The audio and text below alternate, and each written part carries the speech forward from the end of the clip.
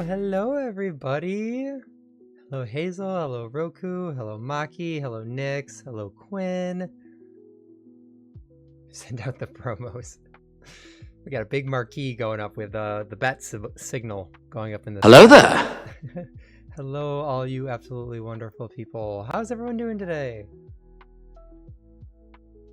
Also, apparently, my model is really big right now. What are we doing, Frosty? Let's fix that a little bit. There we go. I don't need to take up the whole screen. Thank you for the 80 stream streak, Hazel. Hope everybody is having an absolutely fantastic Tuesday. It is great to see all of you. Is your screen take up all you want? I don't know. I was a little close there. VTube Studio likes to break when I open it, and sometimes it'll open in full screen, and my capture does not like that very much. It's a little silly. But today's the day. We get to see the hopeful finale of Tell Me Why, and we get to see what's going on. I am really excited. So without further ado, we're actually going to switch right over. Tyler and Michael better kiss. I hope they do. They're so gay, and I love it.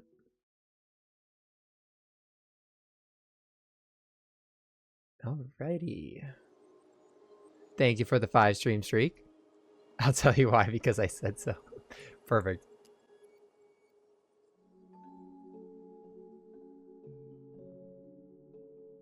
Oh, I'm so excited to see what happens. Once upon a time, in a deep and ancient forest, crafty goblins faced the truth about the darkness in the big wooden house. It had come for the wise princess, driving her mad and causing her to attack them. When they started asking questions about the princess in the darkness, the goblins realized that no one else in the forest wanted to know the truth. Not the bear. So they dug and searched and asked hurtful questions, learning more about the wise princess than they had ever hoped to. But the search took its toll. The darkness was proving too much for Sister Goblin, and yet Brother Goblin kept diving deeper and deeper until Sister Goblin finally said, enough. And that was how the goblins found themselves separated again, hurt and confused, with so many unanswered questions and too many open wounds.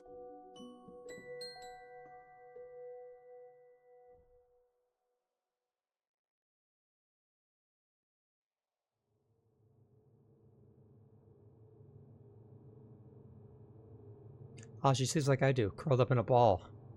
Allison, wake up. I wonder who the goblins are. Could be anyone at all. Yeah, there's just 2 parallel stories. It has nothing to do with Allison and Tyler.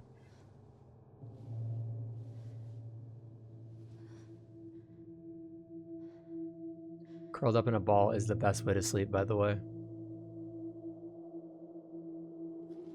Oh, hello, Lily. Welcome back. How was visiting your fiance?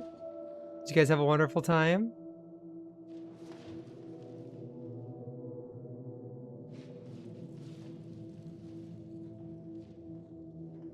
Great, my back hates me if I sleep like that. Yeah, I can't sleep in very long if I sleep like that, but it's comfy. It's comfy and it makes me happy.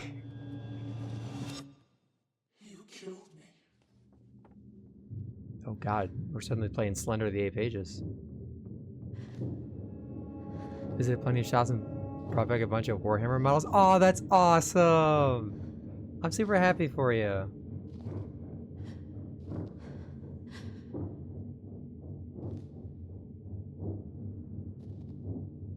I'm glad you had a wonderful time.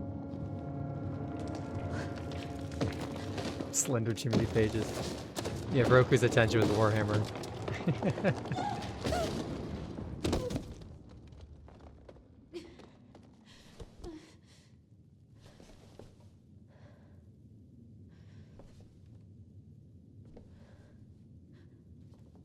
Is the ash real? Is something on fire? Oh, it's just a demon child at the top of the stairs.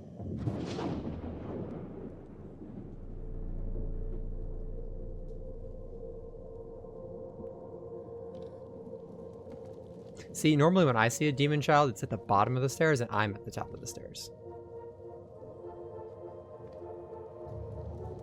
Also, her trench coat is giving Little Nightmares She could vibes. only go forward and find a new place for herself in this world, where she was no longer truly a princess in a tiara and a beautiful gown, but a wan woman, alone in a deep and ancient wood.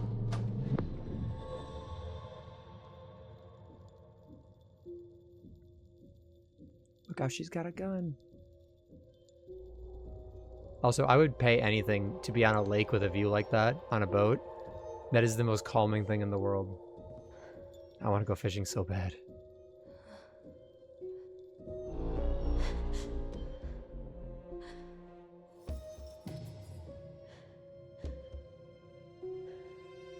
With or without the raincoat woman? We can all cosplay as raincoat women. We'll all go on the boat together. You killed me! Chapter 3, Inheritance.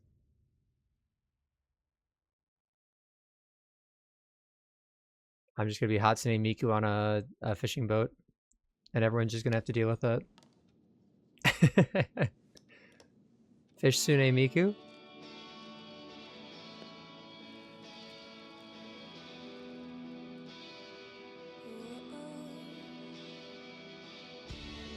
Aw, derpy snowman! Mood.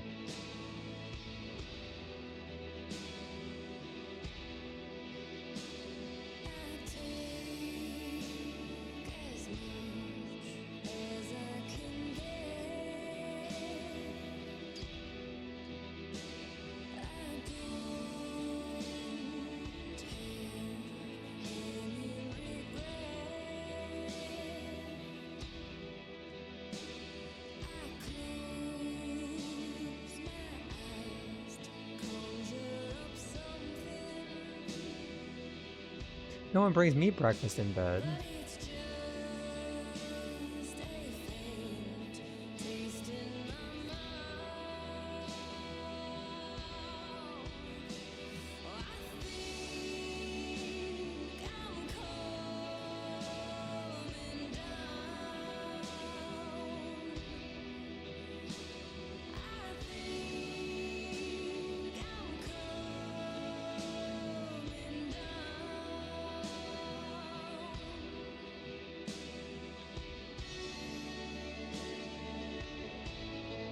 Achieving your breakfast will reach your bed in 10 to 12 business days.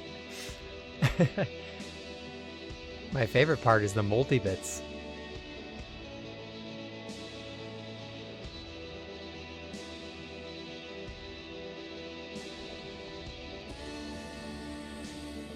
That's where all the protein is.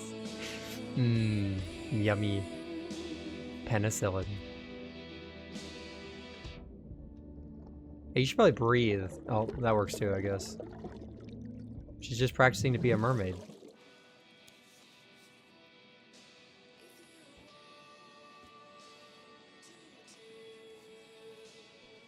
I too also drown myself every morning to get ready for the day.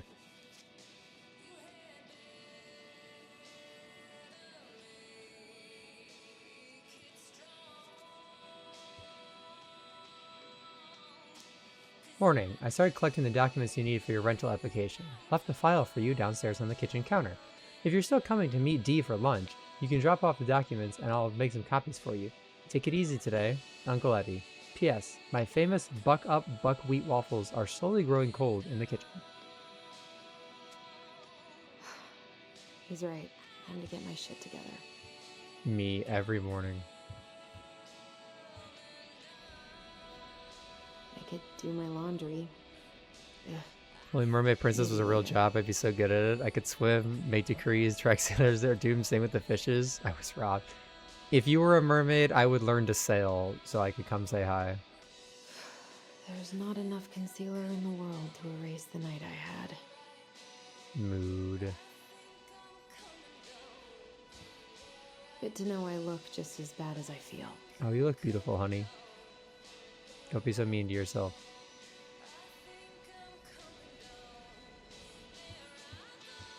Wish I could just book a one-way ticket to the other side of the world. How did we go from being so alike to total opposites? One of you Gotta transitioned. think about something else.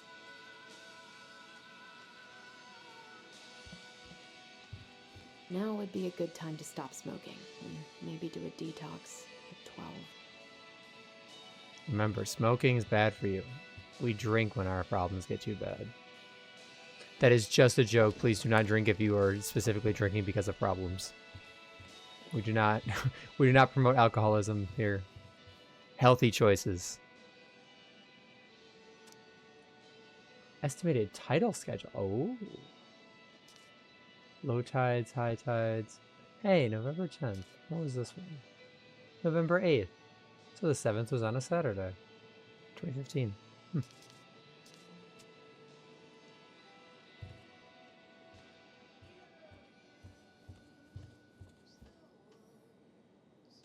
You had nothing to say about the cursed artwork? What? Speaking of artwork, if you guys have not joined the Discord, Nyx has made some absolutely Probably eat amazing artwork, something. some It's fan a art, week. and I have to share it with everybody because it was amazing. Where is this? Is not letting me. No, I'm gonna promote it because it was awesome and amazing, and everyone needs to see it. So many months of snow boots ahead.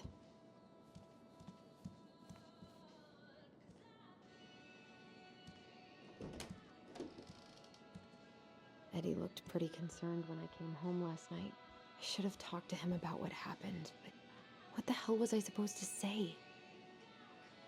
Ooh, actually, Nyx, if you don't mind, if we finish this early, do you mind if I show them on stream? Or just pull up like Discord real quick or something? Eddie must have been back and forth to Juneau all the time to these shows before he got stuck here taking care of me. Awesome. I'll have to remember if I have a thing to capture my That Discord was a or good not. memory. But Even though Tyler couldn't come. actually, I could always just capture my desktop. I'll find a way to do it. Still can't believe Eddie never told me he was paying for fireweed.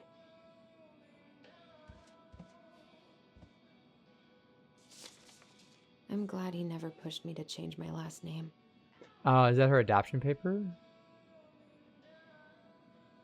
Oh, protective proceeding. Yeah. Father unknown, estranged family members, minors under the age of 14.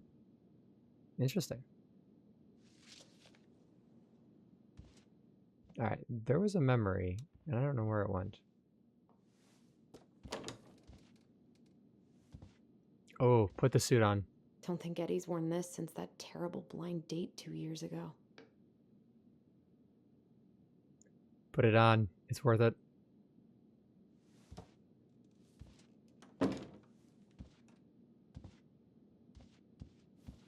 This is personal. It's personal, but I'm going to read it anyway. My dearest son, I know I'm not getting better this time, so I wanted to write a few things down for you. I'm sorry to be leaving you so soon. I had you late in my life, but I still thought there would be more time. It makes me happy to know you will have the clan when I am gone, and you will have your aunties to look after you. You have always seemed to know when it was time to leave. From the time you were a year old, you knew which shoes belonged on which feet, and you used to bring me mine whenever I was getting ready to go somewhere. I could never figure out how you knew I was ready to leave, but there you be with my shoes every time. You never cried or made a fuss, just helped me on my way. I hope this leaving will be just as easy, and though I won't need you to fetch me my shoes, I know you'll help me on my way. Your strength has always been to accept what is and to do what needs to be done. I am so proud of you for joining the police force. People are going to look to you as a leader now, and I know you won't let them down. Please, help the young people remember our way of life. We have thrived as a people since time before memory because of our cultural values. Don't let them lose that. Also, remember how important it is to attend to everyone, not just the ones who fit in. It is our way to lift each other up. Everyone has something to offer to the community. They may not even see it in themselves, so you've got to show them. Help them along their path as you've always done. Remember, When you uplift others, it makes you stronger too. I don't know what that says, and I do not want to butcher it. Mom. I am too white to be pronouncing that. A secret keeper in her secret keep. The Book of Goblins. So let's see. With the eye symbol. With the lock. I need to know what the secret was, said one of the goblins. Let's go buy it. So, the goblins approached the secret keeper before she could stow away Moose. Oh, this is what we read last time. About buying Moose's secret. Interesting. Maybe there's something in the Book of Goblins that'll help me figure this out. Is there... Maybe there's something in the... Never mind. It has that same symbol on it, though. Because we found this out last time, because it was 130. Book of Goblins that'll help me figure this out. Okay, I guess she just changed her mind. A secret keeper in her secret keep. Is there... Okay, I guess we're just putting it back. I don't see a way to put a code in. Haven't heard him play in a while. It just sits there collecting dust. He's epic sax guy. Oh, here we go. Oh, it's like not letting me actually do it. What is this? He doesn't like this kind of attention, but he really does so much for the community. Dear Chief Brown, thank you so much for bringing our children home safe last weekend. Without you, they might have gotten behind the wheel, and who knows what could have happened to them or anyone else. We'll always be grateful for your wisdom. Thanks again for keeping this off the books. They are good kids who made a mistake, and Lord knows how a police record can compromise a child's future. We know they will remember your words for a long time, but please be rest assured that we will do whatever we can to make sure they understand the extent of what could have occurred, so they can raise awareness among their peers in the community. God bless you, Gail and Toby Locklear, Karen and Brody Moore. I unironically love Careless Whisper. It's a good song. It is a good song. I need to get all that paperwork together. Maybe that'll help me focus and clear my head. I wish you could just change your mood as easily as a record. Felt, girl. I wish Eddie's mom could have taught me how to do this. Oh, I didn't know what it was. I thought it was laundry for a second. Here's the file. Just need my ID and pay stubs. Okay. We were family, Allison. How could you do this to me? Fuck. I've got to think about something else. Focus. ID and pay stubs. See, that's all fine and dandy, ID and pay stubs, but breakfast. I can't really eat anything right now. Damn it, Allison. We can't get things done on an empty stomach. Talos Crossing Elders Association. Hell yeah. Respect your elders as long as they deserve respect. If your elders are racist, they don't deserve respect. Michael's Special Creamy Crab Hot Pot. Saute garlic, grated onion, and garlic until in melted butter over low to medium heat. Add celery and carrot and wait until they're soft. Add potatoes, vegetable broth, and seasoning to taste. Celery salt, black pepper, paprika, crushed red pepper flakes. Cover and simmer until potatoes are cooked. Add creamy corn and crab meat, fresh parsley, heat and simmer. Serve hot in bowls with wedges of lemon on the side. Enjoy!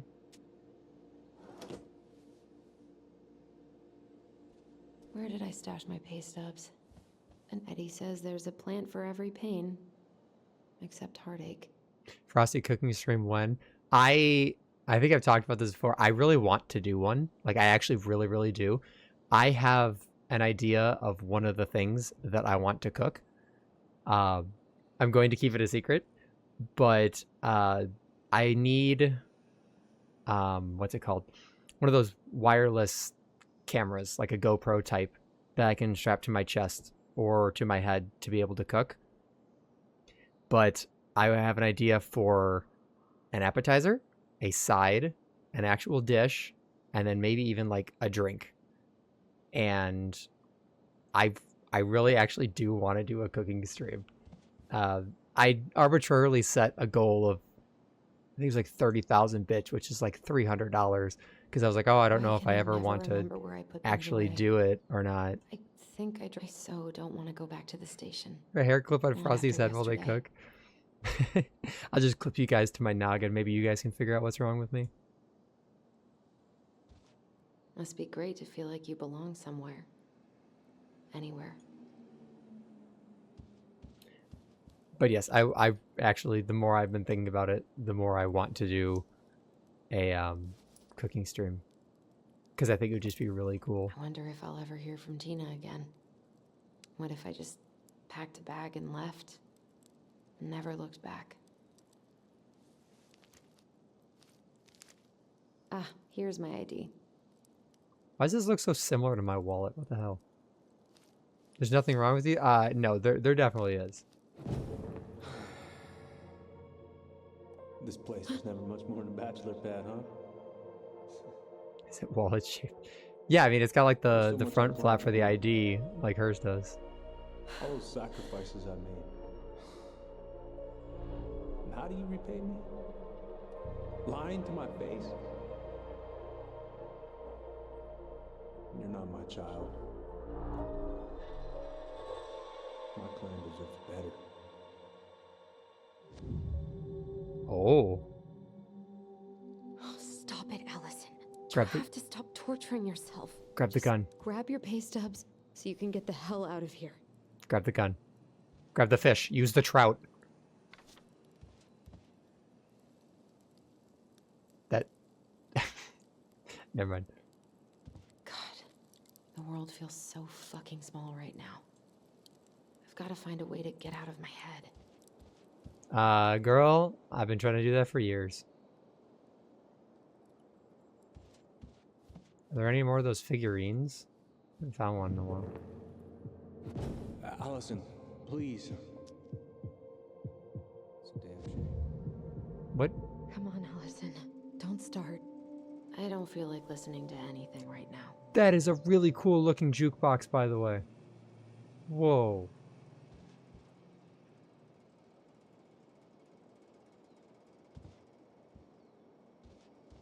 Where would I put a pay stub? I wish you could No. just change your mood as easily as a record. If I was a pay stub, I would be hidden in a children's boot. What's in here? The paperwork's not down there. Well, thanks for letting me know. I told him I wanted to stop messing with those memories, but he wouldn't listen. I thought we switched to a Resident Evil POV for a second, but it was just apparently a cutscene. Brother, sister, we look out for each other. That's what you said. But you don't mean what you say, do you? They're just words. You left me, Allison, all alone and scared. It's almost like survivor's guilt, except Tyler didn't die. What the hell is wrong with me?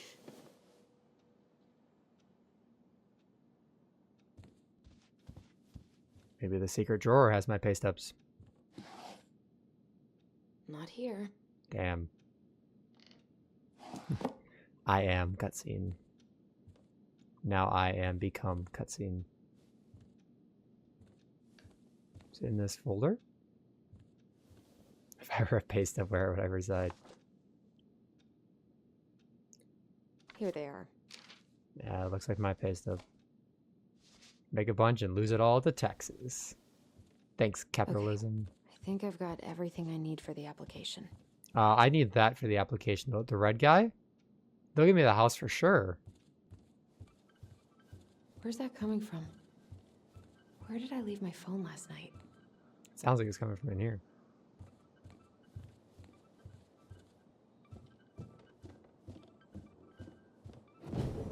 Allison, help! Allison, please. The Mad Hunter. What's wrong with me?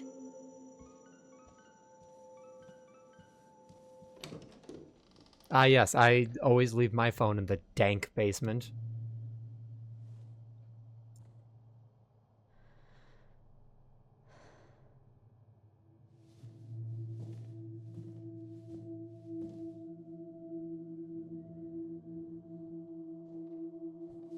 Who needs a phone case when you have a basement? My phone is protected inside the ether that is the basement.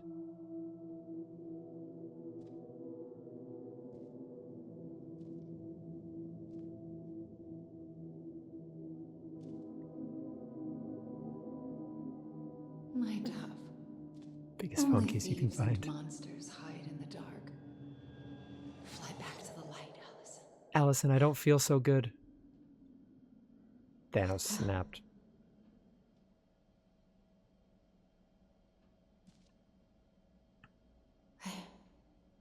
No. Sharona! I'll deal with you right now.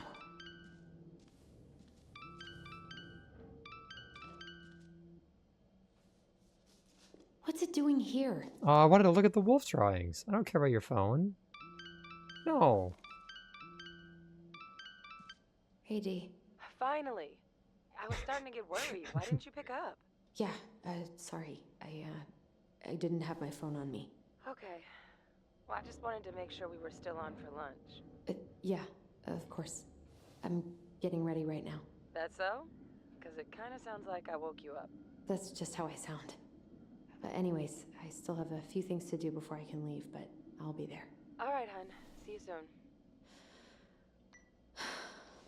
Get it together, Allison. Come on. Grab the file, get dressed, and head out.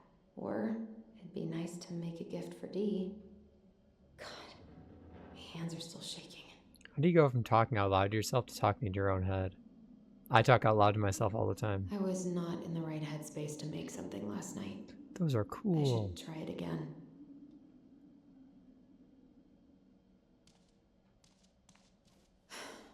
I've got enough time to carve something for Dee. And a woo horse. I love that. I've been pretty grinchy about Christmas since I came here. Eddie tries so hard.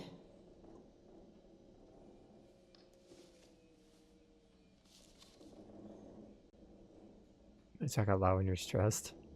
You should have taken care of yourself first, Marianne. This is a totally different life. Oops. I can't see any other pictures? Oh.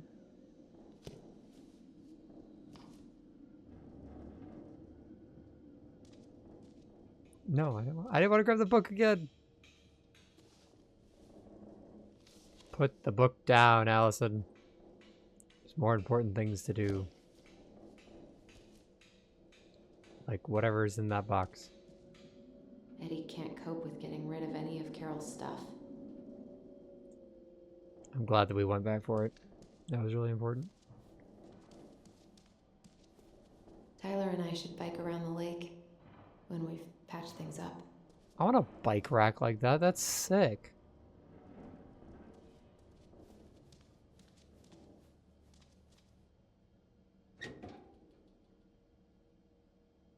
I thought those were rifles for a second. Eddie's been too busy to fish lately. I know he's missing it. Now that is a mood and a half. Alaska Department of Fish and Game. Tips of tails must be removed and salmon harvest must be recorded prior to leaving fishing site or concealing fish from view. Permanent mailing address. Names of other household members. 1 permit per household. When can we go fish? I don't know. You work every Saturday. Head of household is allowed 25 salmon and each additional member is allowed 10 salmon. A household is allowed 10 flounders. Total household members 2. Total salmon limit 35. That is cool.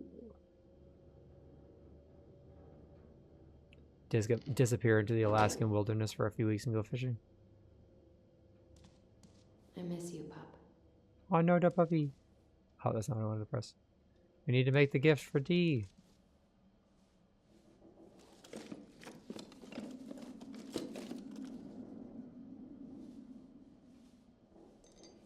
Do not tell me you are doing wood carving without any protective gear, please. You're in pajamas. Where is your eye protection? Personal protective. It's literally going in your face.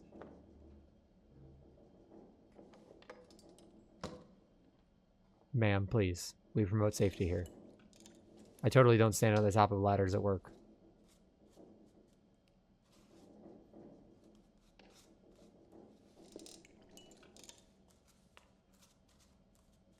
Wood carving is really cool, by the way.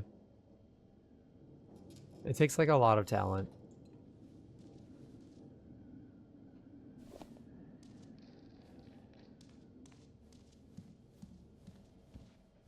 Alright, now we leave the demon basement.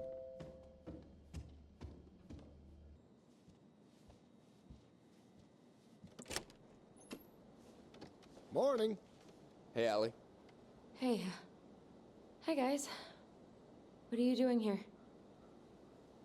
I brought you stuff from the office. You're a good worker. I think Tessa will come around when she's had a chance to clear her head. That's nice, Tom. Thanks.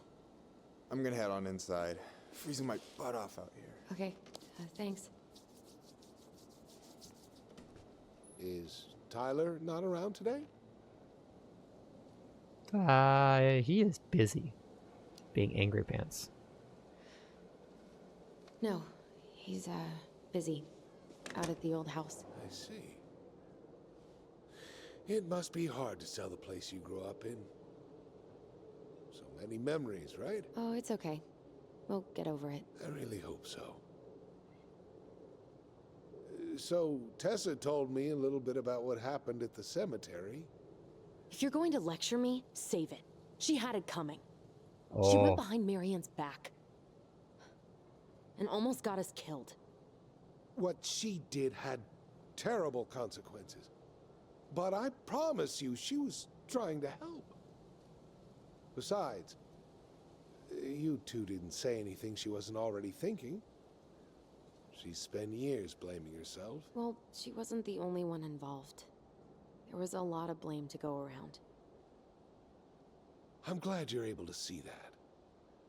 It seems like your brother, well, he's not nearly so forgiving, is he? He has been pretty harsh. Especially on Eddie. But we both got tired of people lying to us for our own good. Yes, of course. Totally reasonable. Though, I am sorry you're the one taking all the repercussions. I heard about the fight with your uncle. I really hope your brother appreciates your sacrifices. What are you getting at here, Tom? He will. I mean, he does. I'm sorry, but I'm pretty beat. Oh, of course. I'll let you rest. Tell Michael there's no need to hurry back. Okay. Thanks for stopping by, Tom. Bye now. Take care.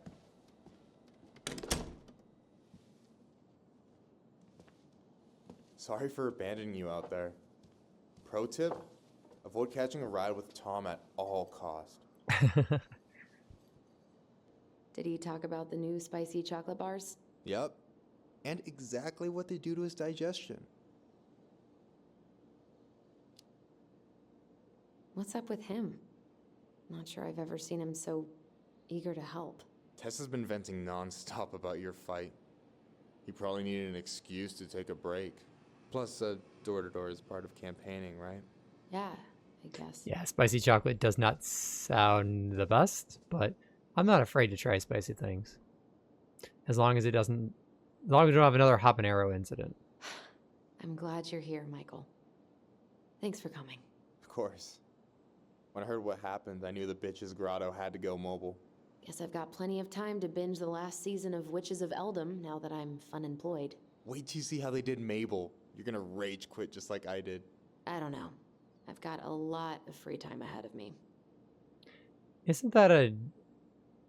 Can't an employer not fire you if you're not on the job if you have an argument? Hey, you been carving wood again? What? Oh, this. Yeah, I've been working on a gift for Dee. That's dope. Why do you get to be so crafty? I mean, I'm not that crafty. Marianne taught me most of it. Well, I'm impressed. These hands are good for nothing but cooking. Help yourself to some waffles if you want. That's Eddie's way of saying I'm worried about you. Oh, that's cute. But I had a ridiculously huge breakfast, so I'm good. I don't know about you, but I just really need to get out of Delos Crossing. Well, we're on our way soon, right? Right. I don't know. I've just got this feeling it's gonna fall through and I'm gonna be stuck here forever. That's not happening. We've got a plan. Allison, what's going on? Everything's going to shit. Everything's wrong. Like, literally, my whole life is going to shit. Everyone I know has been lying to me for years, and I can't even trust my own memories. I feel like reality's just unraveling around me all the time. Hey, I get that Tyler being back has raised a lot of questions for you, but maybe take a step back from that ledge, okay? The last few days have been a lot, and it's totally okay to be overwhelmed. You're gonna figure it all out. Families are fucked up. True. They're basically fuck-up factories. You're Very right. true. I just need to relax.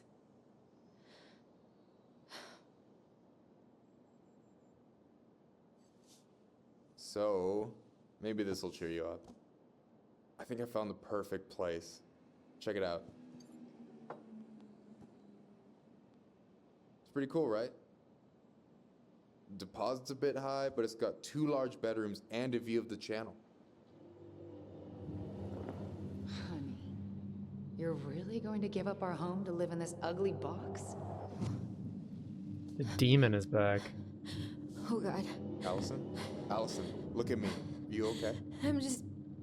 I need to... She's gonna have a I panic just attack. need to sit down. Pro tip, if you're having a panic attack, force your body to make saliva by putting an ice cube in your mouth. It's okay. It will kick you out of fight or flight. What's going on?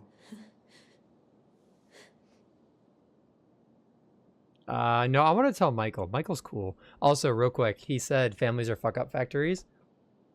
I am very much a proponent of families do not necessarily have to be blood. They are the most important people around you. You know, it could be your closest friends. It could be people who've been there when you need it. That's more important than the fact that someone is blood related to you or not. Michael, you're a real G. Yes, found family for sure. 110%. God, everything? My anxiety's through the roof. I can't eat anything without getting sick, and I've been seeing things. Memories. Of Marianne, and me, and Tyler when we were kids, and Eddie, and... It used to just be stuff I'm pretty sure really happened, but... Now I see them everywhere. Shouting every shitty thought I've ever had about myself. I don't know how much more of it I can take. Oh, trust me. I know that feeling. That's intense. I'm sorry, has...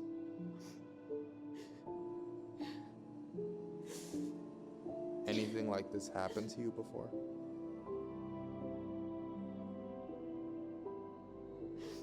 Right after Marianne died, I had a lot of panic attacks, but nothing exactly like this.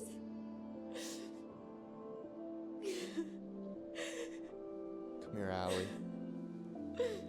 I hear you. Okay? I hear you.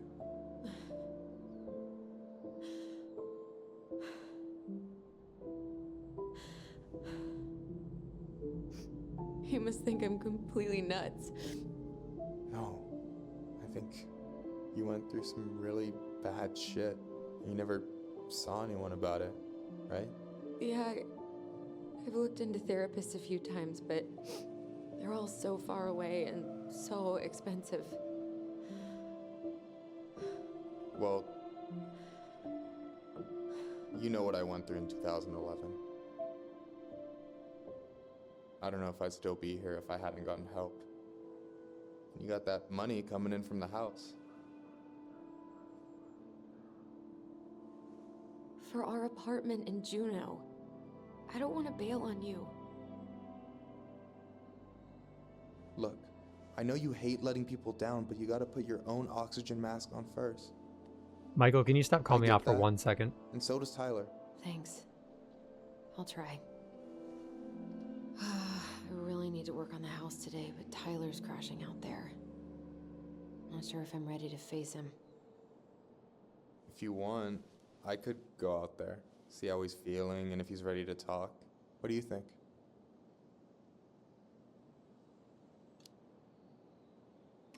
Yeah, maybe that could work. I want them to I hope he'll kiss. talk to you, though. He's never been the best at opening up to new people. You sure? Yeah, of course. I don't mind trying if it might patch things up between you two. Oh shit, I'm gonna be late for my lunch with Dee. I still need to change and stuff, but I can drop you off at the store if you want. Sure, thanks. No, Michael, thank you for listening. I mean it.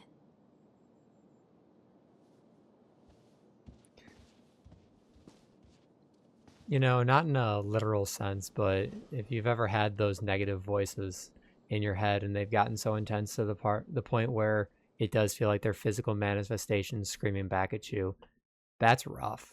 It is really hard to overcome when it feels like your self-hatred has become such a bad thing that it's taking on its own character. And if anyone is feeling that right now, I am so sorry, and just know that I am here for you. Hi, Dee. Hey, beautiful. You okay? 'Cause, girl, you look like shit. I haven't been sleeping well. But here I am. That's how much I love you, right? Aw. Well, I appreciate us having a girls' lunch anyway. Just give me 5 minutes so I can finish off this paperwork. Oh, no rush. I need to drop off some stuff with Eddie. All right. Oh, help yourself to some cobbler. Mrs. Romero sent it over after I caught her flasher. It's in the break room. You better hurry before Greggs kills it off. Mrs. Romero's cobbler? I'm on it. I'll meet you in there when I'm done with this. Your own worst critic. Yeah. And I'm a very harsh critic to myself. Morning. Hola, Miss Ronan. Hey, Greggs. Hey, Allison. What brings you here today? Just needed to drop off some paperwork with Eddie. Chief's busy right now, but you could leave him in his mail slot. Ooh, these look like wild berries. Mrs. Romero must have frozen them over the summer. Oh yes, she takes her cooking seriously. Very seriously. I want some, please. Please? No? Is that a pink coffee pot? That's adorable. Is anyone ever gonna clean these up?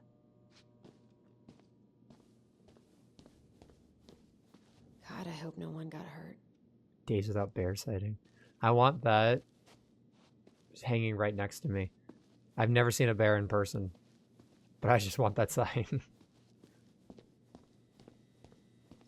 I love the smell of this soap.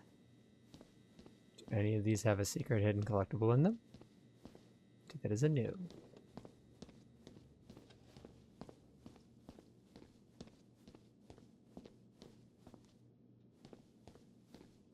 Yeah, it can be hard sometimes when you're so harsh on yourself because, you know, either you want to do better or you just, you know, thrown yourself so far down the rabbit hole that nothing seems like it's going to get better. What is Greggs up to with the security cameras? He's finally getting around to doing the upstairs cameras. Was supposed to do it months ago. This cobbler does look amazing. Greg's been whining all day about his diet, but he's not fooling anyone. But it's important to So give yourself sorry the to keep you benefit of the waiting, Al, doubt. but I really need to finish this before I can break. No worries, I'm not in a rush. But I might fill up on cobbler in the meantime. I wanted to. Let me fill up on cobbler in the meantime. It only lets me look. Suffered with an eating disorder because of how I hated my body so bad that my appetite never recovered. I could barely eat anything without feeling full now. With that being said, if anyone here is struggling with similar issues, I just want to say your body is beautiful and you don't need to resort to extremes to change it. It won't be worth it, I promise. I 100% agree. Try not to And hang I'm out upstairs so too long. Chief's orders. Sorry. I'm so sorry you had to go through that, Lily.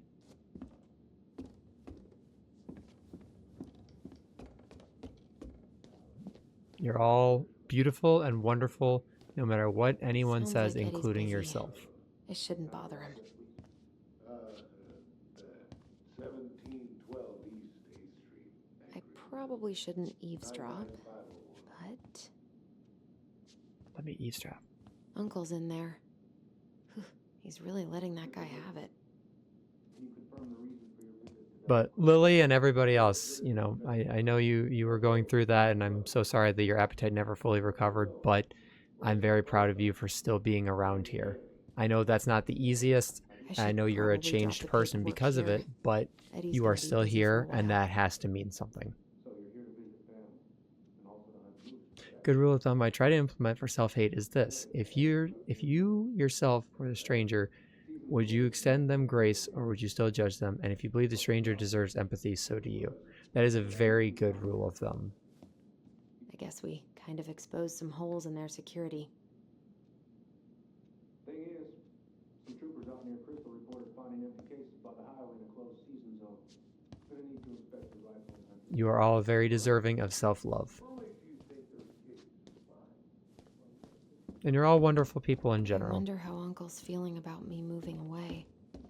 We haven't really talked about it. Can I have some cobbler now? I can.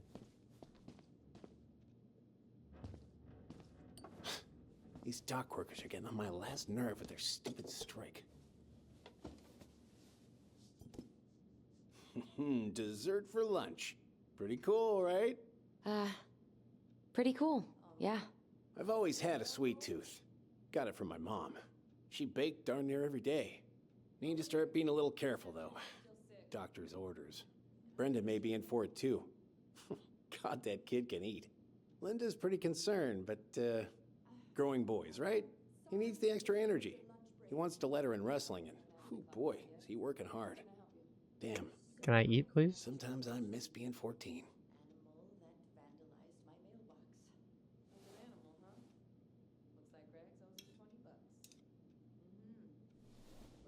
I love how that phases right through it.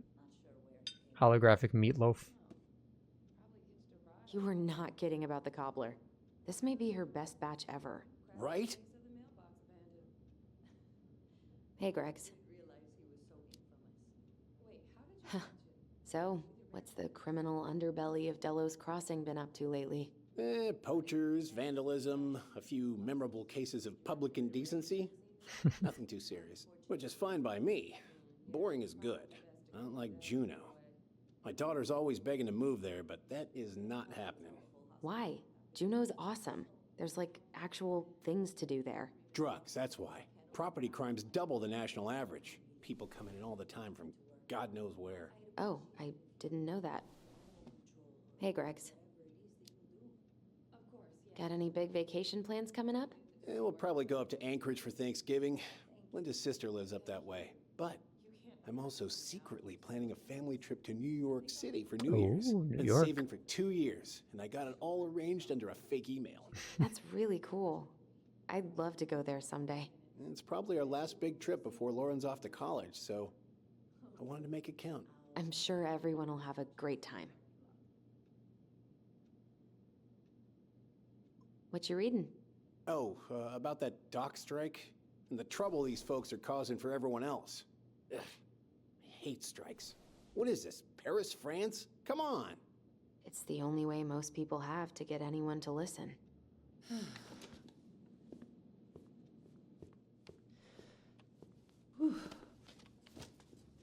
I thought you were just gonna walk up and kiss her. No worries. You'll never believe it. We caught the mailbox bandit. And guess who it was? An animal? Like a raccoon, maybe? Have you been eavesdropping in on official police business? Anyway, yeah. The raccoons are part of the mail fraud. Delos Crossing's most wanted turned out to be some trash panda stowaway. And this is how legends begin. I'm definitely a raccoon in a former life. Anyway, I'm so sorry to bail, but I gotta run this little guy to animal control now. Probably best I take a rain check. Oh, it's okay. Totally, I understand. Duty calls. Raccoons can be Thanks. gay. I love them even more. Oh, I brought you a little something to make up for missing your birthday. Will you marry me? It's not much, but... You're kidding. I love it. Did you make this? How did I get so lucky? Delos Crossing's not gonna be the same without you, girl. Oh, come on. No kiss. Mwah. Oh, I thought she was Right, actually I'll going to do call you it. later. And try to get some sleep, all right? See ya.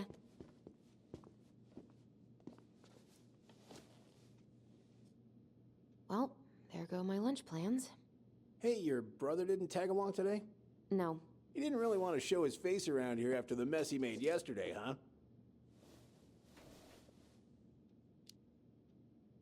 What do you mean? Well, you know, how he went and broke into the archive room, then pretty much assaulted your uncle? Look, we're all worried about you. This isn't the Allison we know. The Allison you know? Yeah. the We all sweet, love gay smart animals. Girl who'd never hurt anyone on purpose.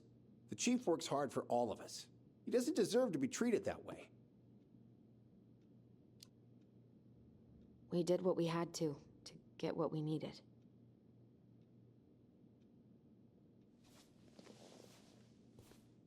He's got a All gun. right. I just want you to be careful. I've been doing this for a long time. And people, they mostly don't change. Even when we really want them to. Look, I'm really tired. Can we not do this? Allison, I like you. I really do. I've known you since you were a kid. You're honest, Oh, stable. throw punch him. You're not a troublemaker.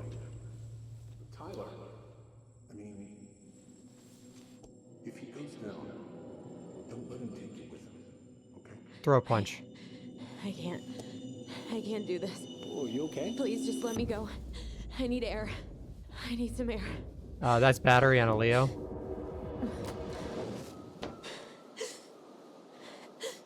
That is a class 2 felony.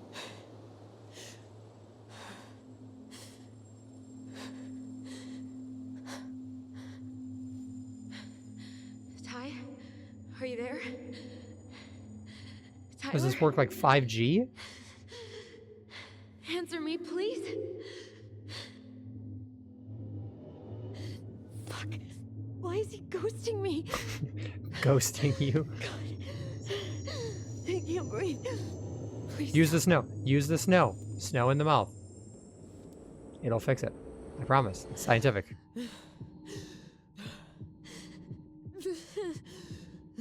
Okay. Okay. I've been here before. This will pass. Bro, they can't hear you. If I yell loud enough, they can.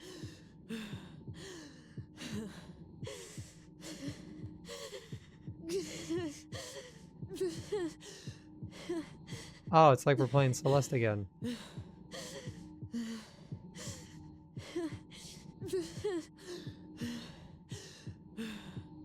I just need to breathe in and out. Follow the circles.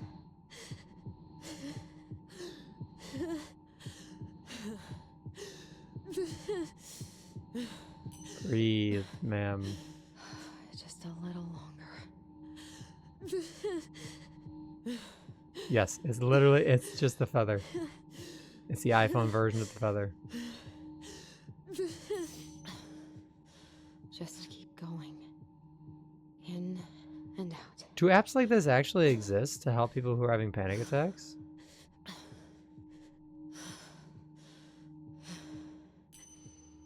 Because if so, that's actually kind of cool. Slowing down. It's a thing? Awesome.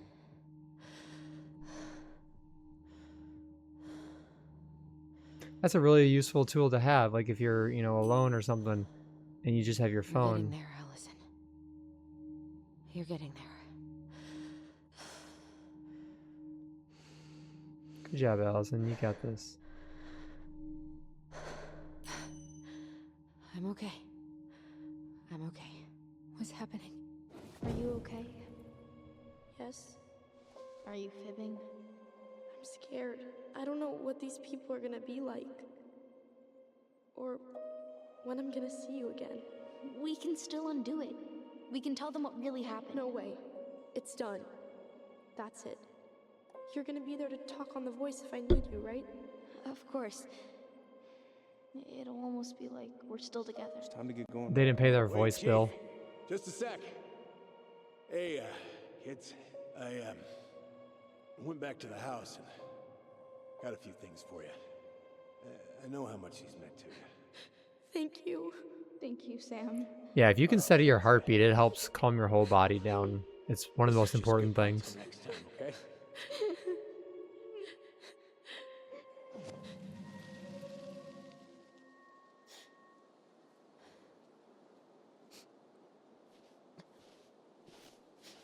Allison?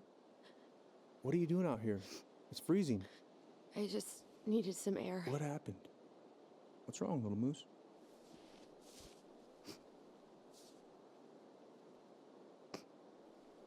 Wasn't he just upstairs? I think I had a panic attack. They're not fun, I'll tell you that.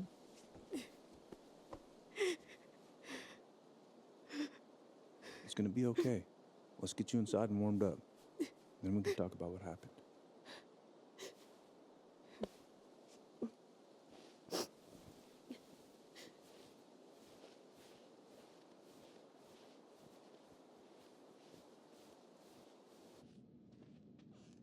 Poor Allison.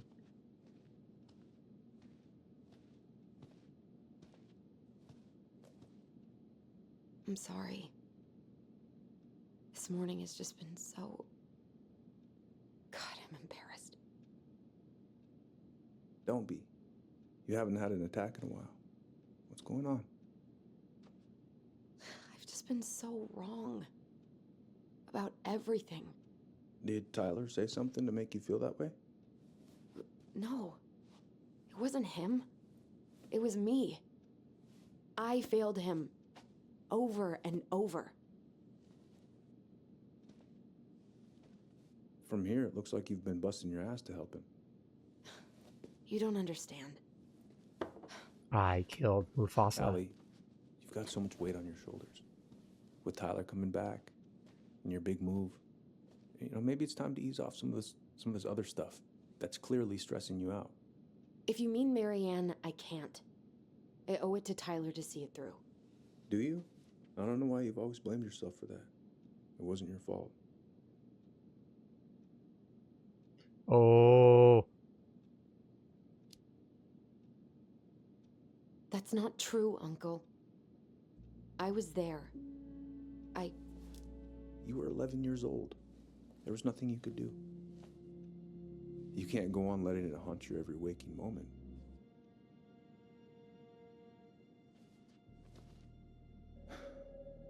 Look, you're not your mother, okay? What do you mean? I mean, something happened to her. Something bad. I don't know what it was, but it never left her. You can't make that same mistake. You gotta tell those ghosts to move on. Piss off, ghost. Oh, do we tell him? I kind of want to tell him. Uncle. It was me. I was the one who had the scissors. There was already a guilty conviction, so they can't retry. What are you saying? As far as I know.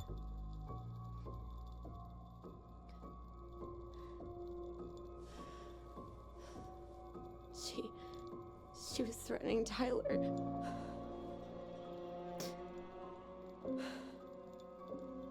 So I stabbed her. I think it's also past the statute of limitations for a retrial. I killed her. I killed my mother.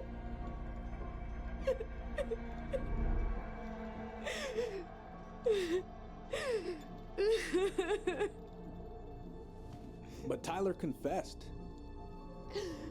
He went to Fireweed. We lied. We lied to everyone.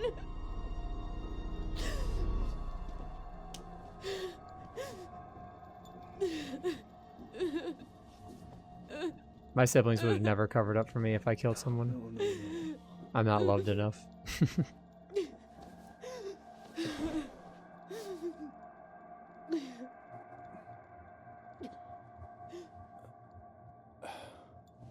How?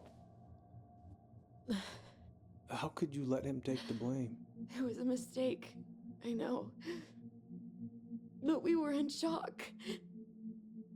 Tyler wanted to take the blame. And I let him. But we should have told the truth. Must have really hurt. Keeping that inside all these years. They pretty much just bottled it up. And now it's all I can think about. Everywhere I look, she's there. I can't take it anymore.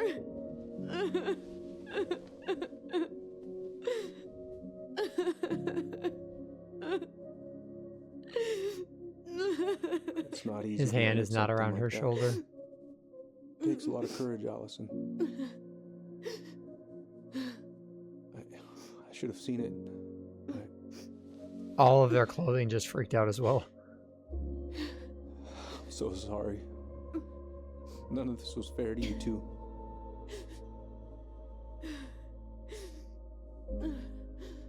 If it was him, it wouldn't be so calm. Well, he's kind of gotta. He's the chief of police. He's gotta. It's like his duty to be calm in crazy situations.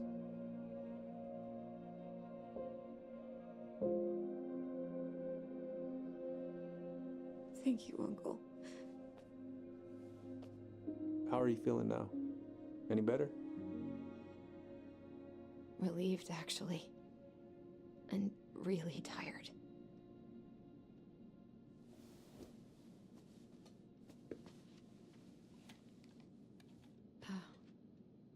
I was remembering something earlier. I don't know if it even really happened. The day Tyler left for Fireweed, did Sam come by with some of our stuff? Yeah. Yeah, that's right. He did.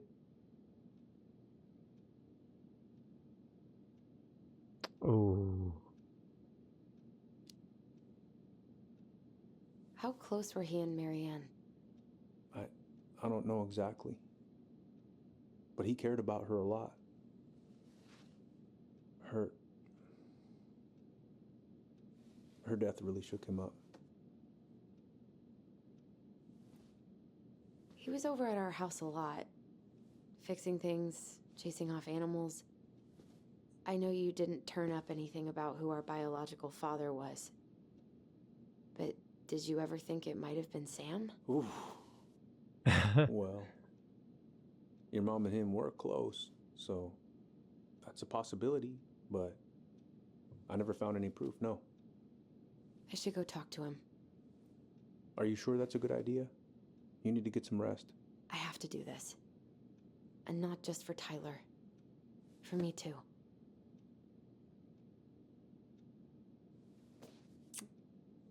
I love you, Uncle. Thank you for everything. I'll call you later.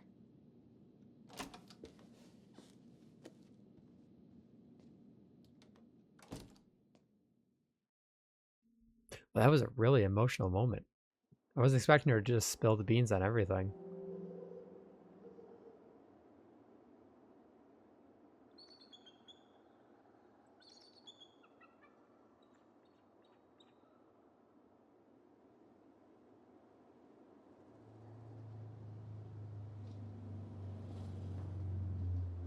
Okay.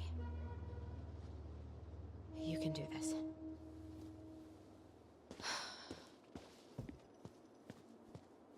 Sam, you better not be drunk again. Out of order, go around.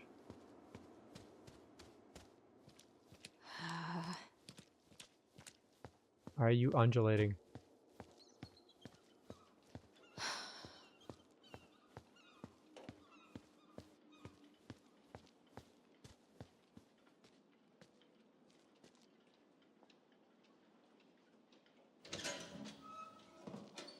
Family's family, but get it. Fucking. Oh, Allie, hello. Hi, Sam. Are you okay? Yeah, I'm fine. 37 years of What are you smoking doing? cigarettes and drinking did this to me. Cousin Billy bought an old motorboat, but that fool drowned the engine taking her out. Yeah, I told him I'd fix it. Can't put any of the chain or the valve covers back on. So, did you need something? I need I answers. was hoping to. I actually wanted to check out your boat, is all. Yeah. Well, all right, here she is. I haven't seen your boat in the water for a while. Yeah, it was time for annual haul out.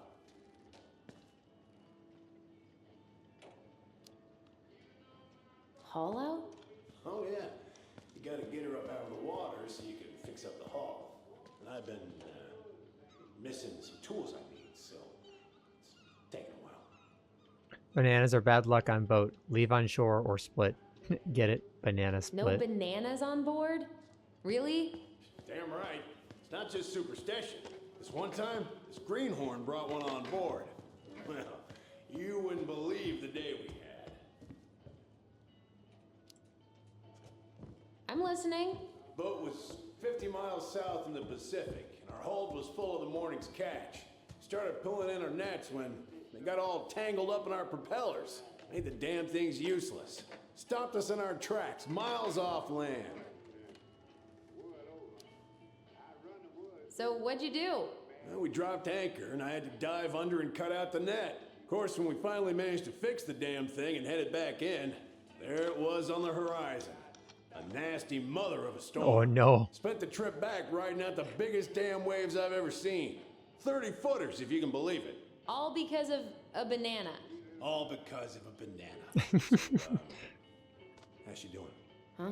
You go to her diner sometimes, right? Your friend works there? Oh, you're trying to ask me how your ex-wife is doing. Yeah.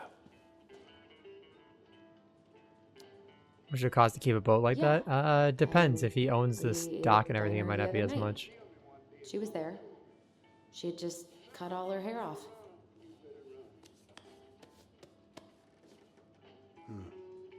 She always wanted to do that. How was she otherwise? Sam, why don't you just talk to her yourself? I do. I talk to her. I ask about Richie and Dylan, too. She just doesn't really talk back. Then maybe you should respect that. Oh. Yeah, you never want to be caught out on a boat when it starts pouring down rain, especially if the boat doesn't have a cover. It's the worst thing ever. Oh, I know this one. The introduction will be forever burned in my brain. Hey, your mother. Impressive collection. You want some? Take them. I don't really navigate anymore. Thanks. Where's your brother? Oh, were we? Oh, never mind. Back at the house, I guess. So, what's he getting up to today? Who knows? I've been out at sea. It's a lot of fun. All right. I mainly had just done lakes in my life.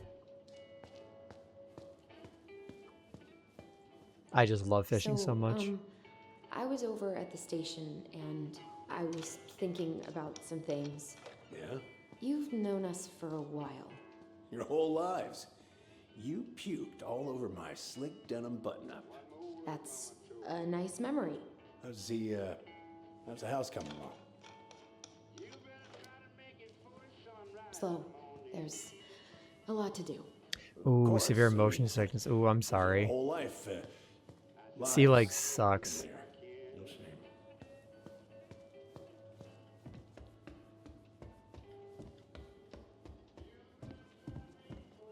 If I'm on a boat all day fishing, by the time I get off, I will be rocking around for a while. Never been fishing, but I love the water. There's something just so calming about sitting on a boat super early in the morning. Damn Billy buying some corroded, rusty-ass junker. I want to speak to you. Having some trouble? I can't get these nuts loose because my idiot cousin let them rust. I got a can of rust remover somewhere. If you come across it, pass it over, yeah? Oh, sure. Can I deck him in the dome with it? Oh, right into the asteroid.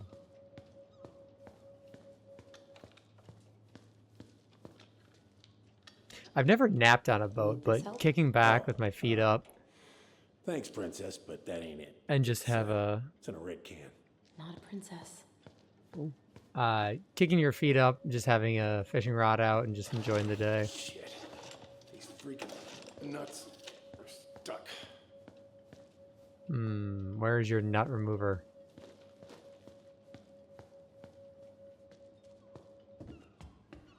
Always out late at night. No, early morning, because you get to see the sunrise and you get to fish as the day goes along. Yeah, that's safe. Just leave that there. Where is your rust remover, good sir?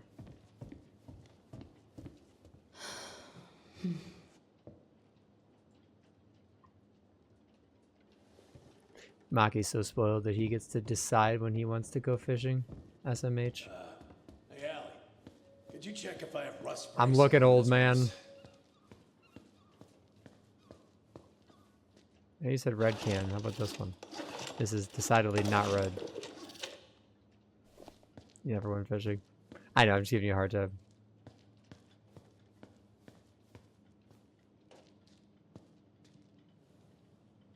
How about this? Huh? No. No, it should be on one of those shelves back there. Don't stress yourself out. I can work them for you eventually. No, I'm gonna find this. Give me a second. I may be dumb, but I am persistent.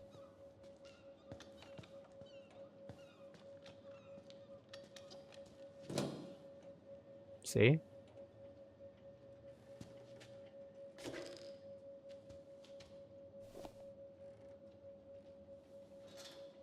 Technically, it wasn't on a shelf, it was in a shelf.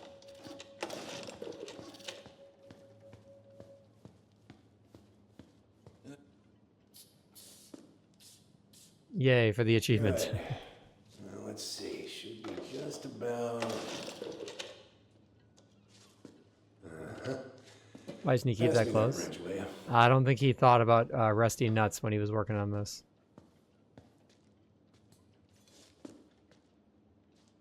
Sam, are you our father?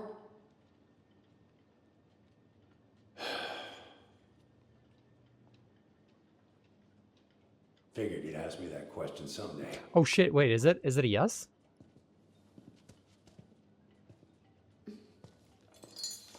Well? I wish I was. Oh, okay. What the hell kind of answer is that? I'm sorry, Allie. But the man you're looking for, he ain't me.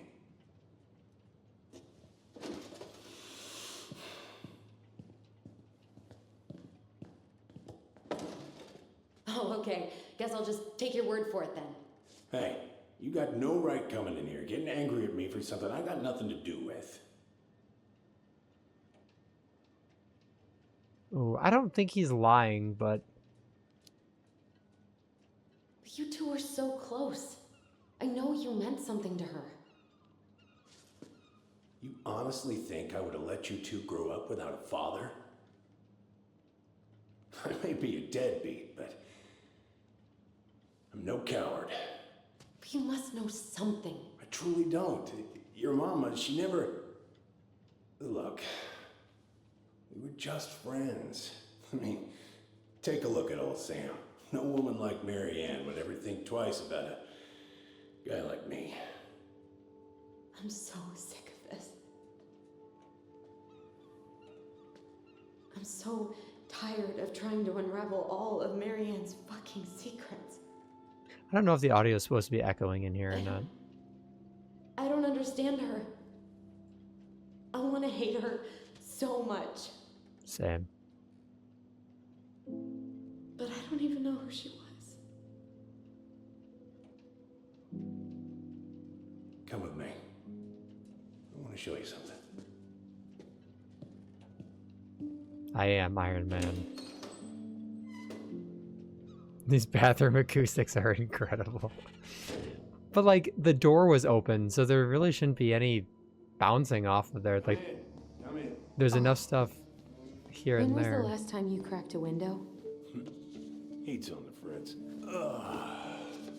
Oh yes. Let me not sit on the nice couch right here. Let me sit on the wood spool. What's all Thank God he this? put down a towel. I kept a few things. Can I?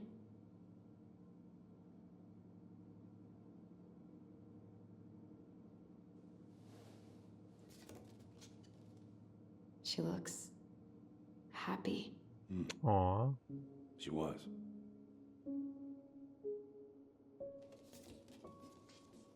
When was this? Why are you wearing a square hat? Oh, yeah, that was when I finally got my captain's license. Mary Ann's the one who pushed me to get it. Made me wear that stupid hat when I went to take the oath. I want to be a captain. Huh. Yeah, Laura took this one. We'd been working on that barn for months. That roof was a son of a bitch to sheath. Rain just kept on leaking into the loft. Wait, the barn has a loft? Oh, yeah. You didn't know? Oh, she didn't tell us. Oh, secrets. Is that a trap door? Yeah. Chimney closed the whole thing up. Told her it was going to be real hard to get any hay up there, but she said she didn't mind. Do you know what's up there? I could tell she didn't want to talk about it, so I respected that. Well, we're gonna have to empty it out for the sale, so... What did his hand guess just we'll know do? soon enough. Ellie, you really gonna go through with this?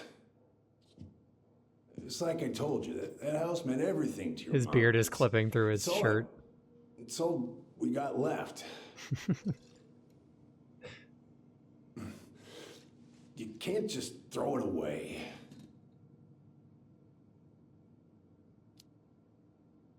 Look at yourself. That's enough. How long are you gonna keep feeling sorry for yourself? Are you really just gonna drag Mary Ann behind you for the rest of your life? Give it back. No! I'm sick of watching you play town drunk. For Christ's sake, get it together! You came here looking for my help, and now you're gonna stand there and judge me? Things were just fine until you two came along, digging up things that should have stayed buried. Fine? Look around you. You're living with ghosts. Get out.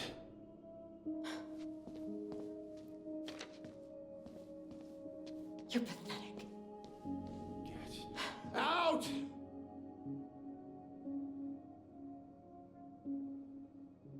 I don't think Sam is the one that was in the forest because it didn't seem like his build, but I want to know who it was. And I want to know what's in the attic as well, or the loft. I don't think it's that we can't trust him. I think it's that he is so obsessed with Mary Ann that he ruined his marriage with Laura and he became a town drunk to basically try and ease his own pain. But in doing so, I mean, obviously that is very much not a way to deal with emotion. You do not just drink your sorrows away because that doesn't fix anything.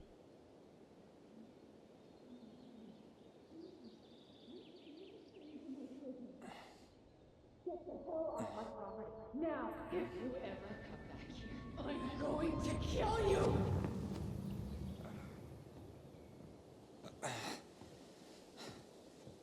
Hey, Tyler? I've been looking all over the place for you. You alright? Yeah, I'm fine. Whoa, whoa. Kiss. Hey, let's get you off your feet, okay? Come on.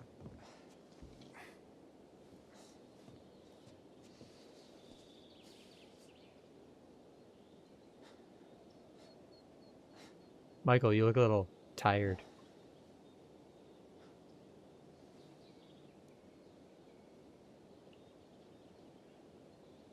Listen, if you want to be alone, I'll go.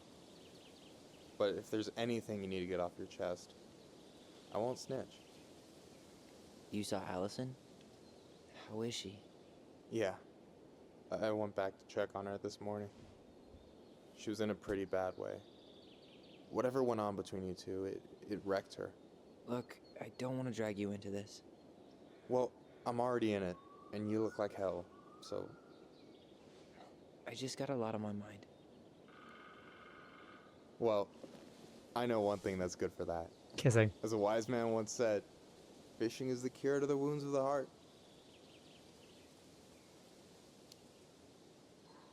Was that wise man you? Hey, like I said, I gotta write my own legacy.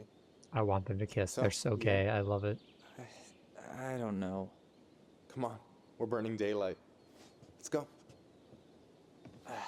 Where are we gonna go? Why go anywhere when we have a perfectly frozen lake right here? Ice fishing in November? Yeah. It got I cold way want to go fast ice this fishing year. in November. Climate change. That shit's gonna kill us. But hey, fish first. You can walk behind me if you're afraid, though. You're actually serious? I am a very serious man, Tyler. Let's go. I love We still Michael. have to get everything out of the car. I hope one of them doesn't fall in. If Michael dies, I'm ending stream. Stage is set. Oh, they're Showtime. sitting on the Whenever deck. you're ready. You sure you don't want to go? Nah. Look, no way I'm gonna rob you of your first catch in your own backyard. All right. Oh, they are on the lake. Yeah, I hope it doesn't break. If it breaks and fall in, if it breaks and they fall in, I'm rioting. Got everything you need, by the way? Yeah, I'm good.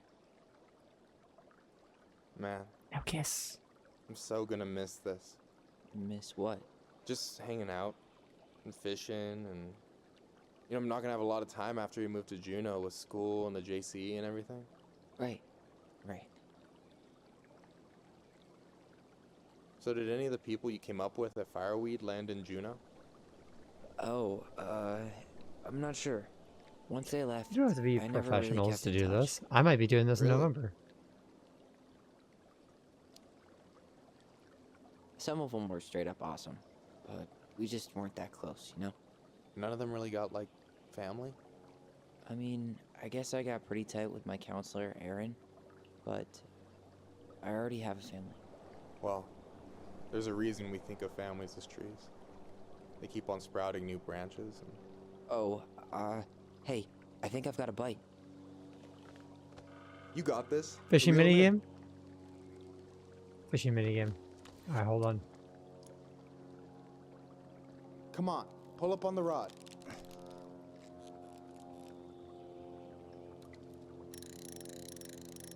This is definitely a fishing minigame Now of give all it a time. nice pull. I got it. Nice. Now hold it really close to the camera. Little. Got it. Bravo. First of many. Pace yourself. It's a marathon, not a sprint. Thanks, Sensei. Oh, hey, did you want to make solid plans to hit the buzzard hole? The river might ice over soon, so we shouldn't wait too long. Yeah, sure. Sweet. I was planning to Kiss. go Saturday. I'll pick you up on the way out. Cool. I'll set my alarm to ass crack of dawn. Me. Hey, so the other day you were talking about your chosen family. How did you find them? Well, high school can be kind of rough when you gotta hide who you are every second of the day. I got to a pretty dark place. I can relate to that. One morning, my uncle woke me up and told me to get into his car. I figured we're going fishing or something, but then we ended up outside the Juneau Coalition for Equality. Your uncle brought you to the JCE. Yep.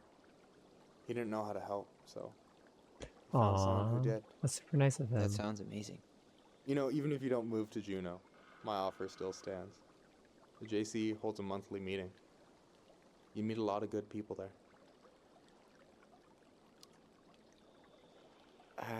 I'm not sure where I'm going, but yeah, if I'm around for the next one, I'll give you a call. No pressure. Just letting you know the door is open. Please kiss. You got anything good in there? Maybe, but who says I'm willing to share? Okay, fine, be that way. Alright, here we go. Every game has a fishing minigame.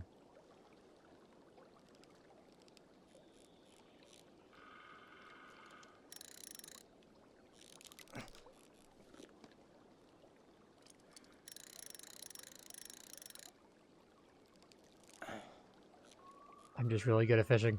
I mean... Oh, it's the exact same fish we caught before. Okay. How about them apples? That is a fish, not apples. Today, work I served one of my old high school talk. bullies. Whiplash. Oh, that's Impressed. interesting. I only Did see it go 2 okay? fish in my cooler. For now. So, about last night. I don't know what Allison said, but from my side, well, I thought we were on the same page.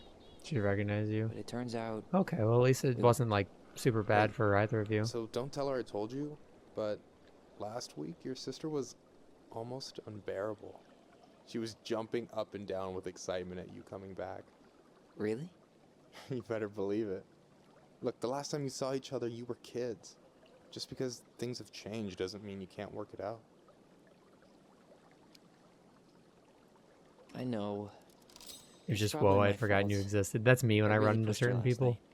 I just don't get why she always has to run away from everything. You blame her?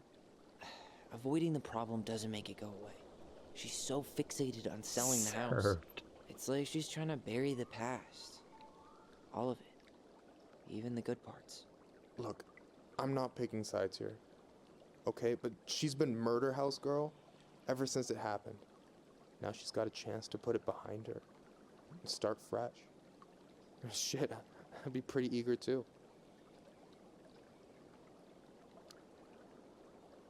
I guess I didn't really think about that. I've been so focused on my own shit. It's been hard, you know? Figuring out how to live out here. You mean outside of Fireweed? Yeah. When I first got there, all I could think about was getting out. It felt like a cage. But after a while, it started to feel more like a shell. I figured out who I was in there. But now I've got to work out how to be that person out here. Well, if it makes you feel any better, none of us really know what we're doing. True. Shit may look bleak now, but your sister's never gonna give up on you. And you can lean on me too if you want. Just be careful, okay? Got a bad left shoulder. I'll keep it in mind. Thanks for listening. Don't mention it. You have this whole fancy bag just for ice fishing? You don't mix and match. Ever. Jeez, you don't mess around, do you? Told you earlier. I'm a very serious man. Don't you say anything. I got this.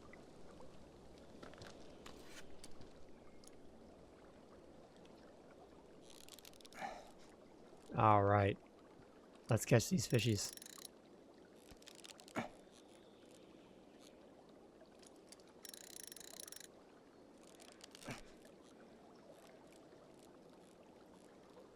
Come on.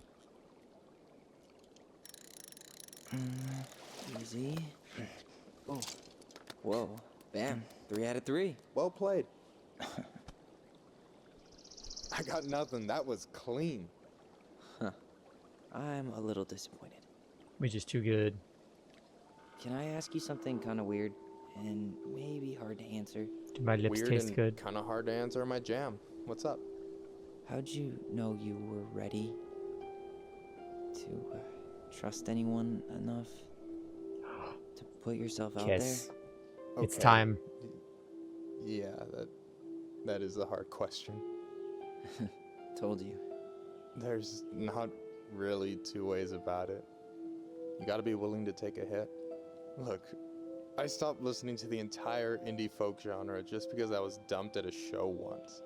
But I put myself back out there just like everyone who's ever gotten their heart stomped on. Because when you meet someone who really sees you, you don't have to pretend anymore. You still want to risk it with me? Yes. And you're still interested in being that someone? Yes. Even after all the shit that's happened? Hey, I've got baggage too. I think it's worth a chance. Don't you? Yes. I think we're in total agreement here. Yeah? Yeah. I get this feeling like I could say or do anything with you, and it'd be cool. I feel... They're about to kiss and they're gonna fall You through are. the ice. Because your sister would kill me if I did you dirty. Yeah, she would. So, doesn't look like you're catching anything with that. You want me to show you how it's done? Go for it. No, they need to kiss. They need to be gay together.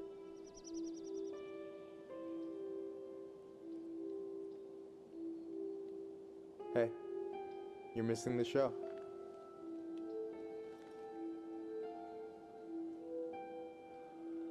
Kiss him. Do the gay.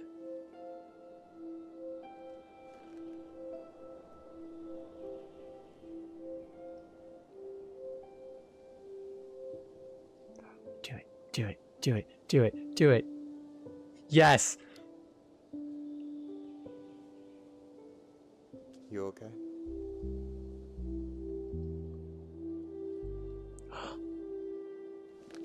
You're gonna fall in the ice. I'm telling you. They did it, guys. They did it. They did it. All right, we can end the game there. That's the ending. Maki, look away. You're too young for this.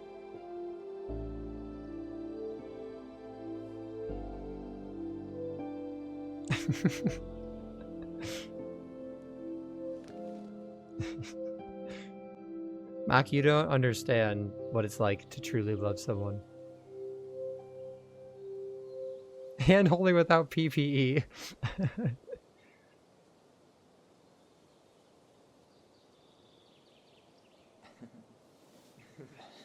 So, yeah. Yes. One way to put it. Hey, Allie. I think I'll just show myself out. Okay, call me later? You know I will.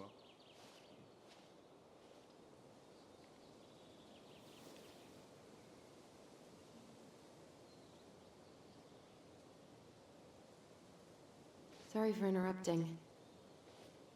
No, it's totally fine. We were done anyway.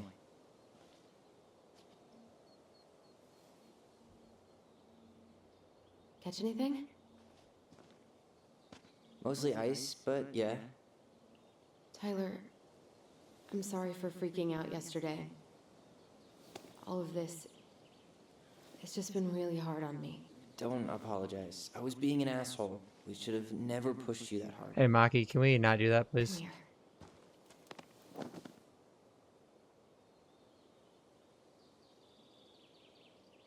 God, why did I miss you so much? It's only been a day. I've been told I have that effect on people. You dum-dum.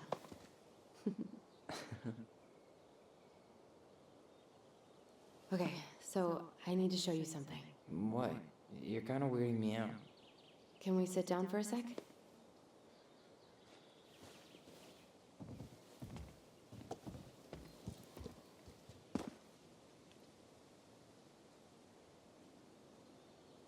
Oh, I love that the So, clothing freaks out what in is this it? game. I was just at Sam's. He's not our father. How do you know? I asked him, point blank. Arson's not his style. I'm not surprised. Burning down the barn didn't really seem like a Sam move. Yeah, I guess it was silly to suspect him in the first place. He'd never hurt Mary Ann's kids. There's something else. Look at this. This was taken in 1992 when Mary Ann first moved to Delos Crossing.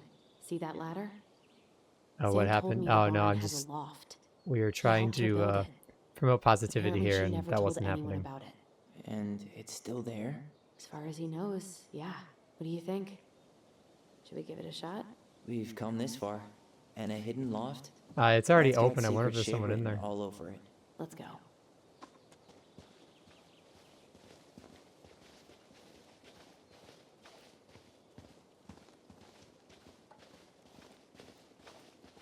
It's the hash slinging slasher. Okay, come on. How did you guys not notice the latch? Ugh, Does- what a mess. Does no one else like look That's not gonna around like help the us get walls and this house ceilings when they sold. walk into a room? We got our Is that just a me deadbeat dad to thing? thank for that. So obviously the ladder's gone, but what about that handle? Is it still here somewhere? I am cultured. What do you think is up there? I don't know. I'm trying not to speculate. My brain was going to some real dark places. Don't worry. Whatever's up there, I'll protect you. I'm talking We'll to see the how ladder chivalrous apparently. You feel when you've got bats in that perfectly coiffed hair. Wish my hair was perfectly coiffed. She said we needed a ladder. I'm looking right at one.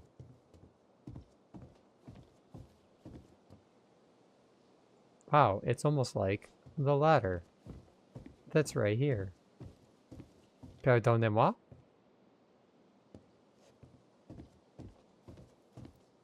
Okay, maybe I am overthinking this.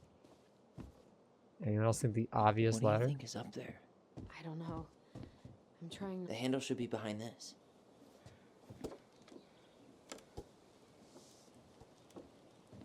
You're gonna get splinters if you run your hand along that wood. Ah, there it is. Okay, that's actually kind of cool.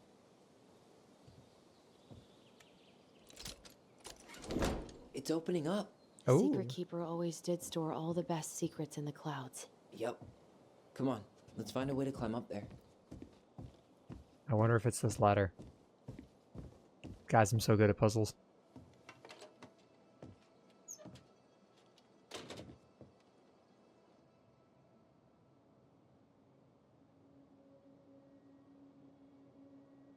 Bro, if I had an attic that cool and I had kept it from my kids, I'd want one of them to stab me too.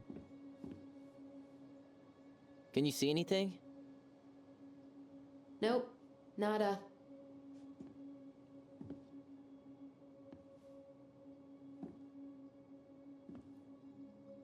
Oh, okay. I'm just kidding.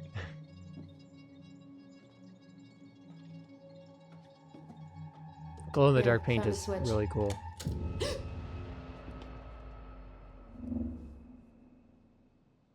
Whoa. Holy shit. Well, that shaved a few years off my life.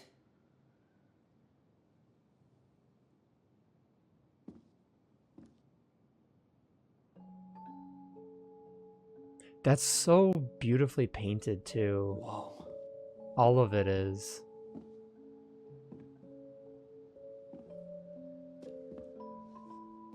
It's Her story. look. She left us something.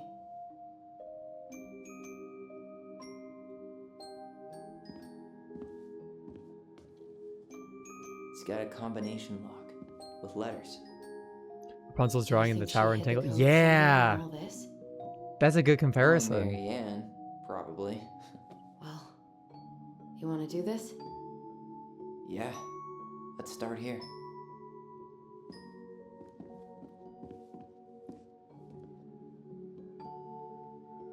This actually looks like really cool. Hazel, we're finishing the attic and doing this. Recognize this? Yeah. It's from the story where the goblins tricked the Mad Hunter. It looks like it, but it's different, right? Can you check the book? Oh, there are a lot of things to select here. Hold on. Trick the Mad Hunter, is that the last one? No. Goblins trick the muskrat, meet the ice troll, pelican. Well, Here here we it go. is. Why do you think she changed the picture? I don't know. Maybe it's a message. Like, the differences between the two mean something. Something about Marianne. Whoops, I didn't mean to cut him off. All right, story time. Once upon a time, in a castle just beyond the ancient and deep forest, the Mad Hunter was punished by the Gold Lady for failing to return the Wise Princess. For your failure, said the Gold Lady, I will take your left hand. You will return to the ancient and deep forest and hunt the Wise Princess. And if you can bring her back, I will return your hand to you. Fail again, and I will take your right hand. The Mad Hunter could hunt with just his right hand, but if he lost both hands, he would never be able to hunt again, and would no longer be a Mad Hunter, but only a madman. So, the Mad Hunter returned to the ancient and deep forest, searching with his piercing eye for the wise princess. The crafty goblins were out searching for mischief when they saw the Mad Hunter on the prowl. "We cannot let him find the princess," said the goblins, and so they devised a plan. It was wash day, and the princess had hung her beautiful gown out to dry. They stole it from the line and stuffed it full of straw, and then returned to where the Mad Hunter was scouring the paths of the forest. As the Mad Hunter turned down a path that would have led him to the big wooden house, the goblins danced the straw princess in and out of view in the opposite direction. The ruse worked. The hunter fixed his piercing eye on them and followed. Through the day and into the night, they led him away from the true princess. As night fell, the crafty goblins realized the error in their plan. The Mad Hunter was now hunting them. If he caught them, he would not be so kind. So, they put their heads together to come up with a plan. It did not take them long to realize where they should go. They led the Mad Hunter to the edge of the deep and icy lake, and when he came into view, they weighed the fake princess down with stones and trapped her into the frigid water, careful not to plunge into the depths themselves, lest the moon hag take her revenge on them. The Mad Hunter removed his clothing and dove in after the fake princess. He followed the shape of the sinking princess deep into the chilly water, down below where ice covered the lake's surface. Finally, he caught her, but when he spun her towards him, he realized she had no head and that her body was stuffed with straw. And then he felt a slippery fin brush his shoulder as the moon hag loomed overhead. The next morning, the princess went to retrieve her gown from the clothing line and found that it was gone.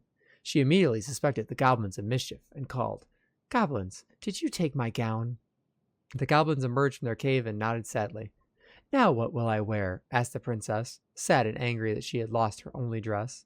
"Let me explain," said the goblins. So, they told the princess the story of the Mad Hunter, and they produced his clothing, which was a bit large for the princess, but much warmer than her beautiful gown. Oh, she's going to lose her hand. She immediately forgave them. "Thank you, my friends," she said, "for rescuing me, and for this clothing, which will keep me much warmer in the winter than my beautiful gown." The Mad Hunter was forced to remain below the lake with the moon hag, but she did not kill him, because even reduced to just one hand, he was too useful a servant.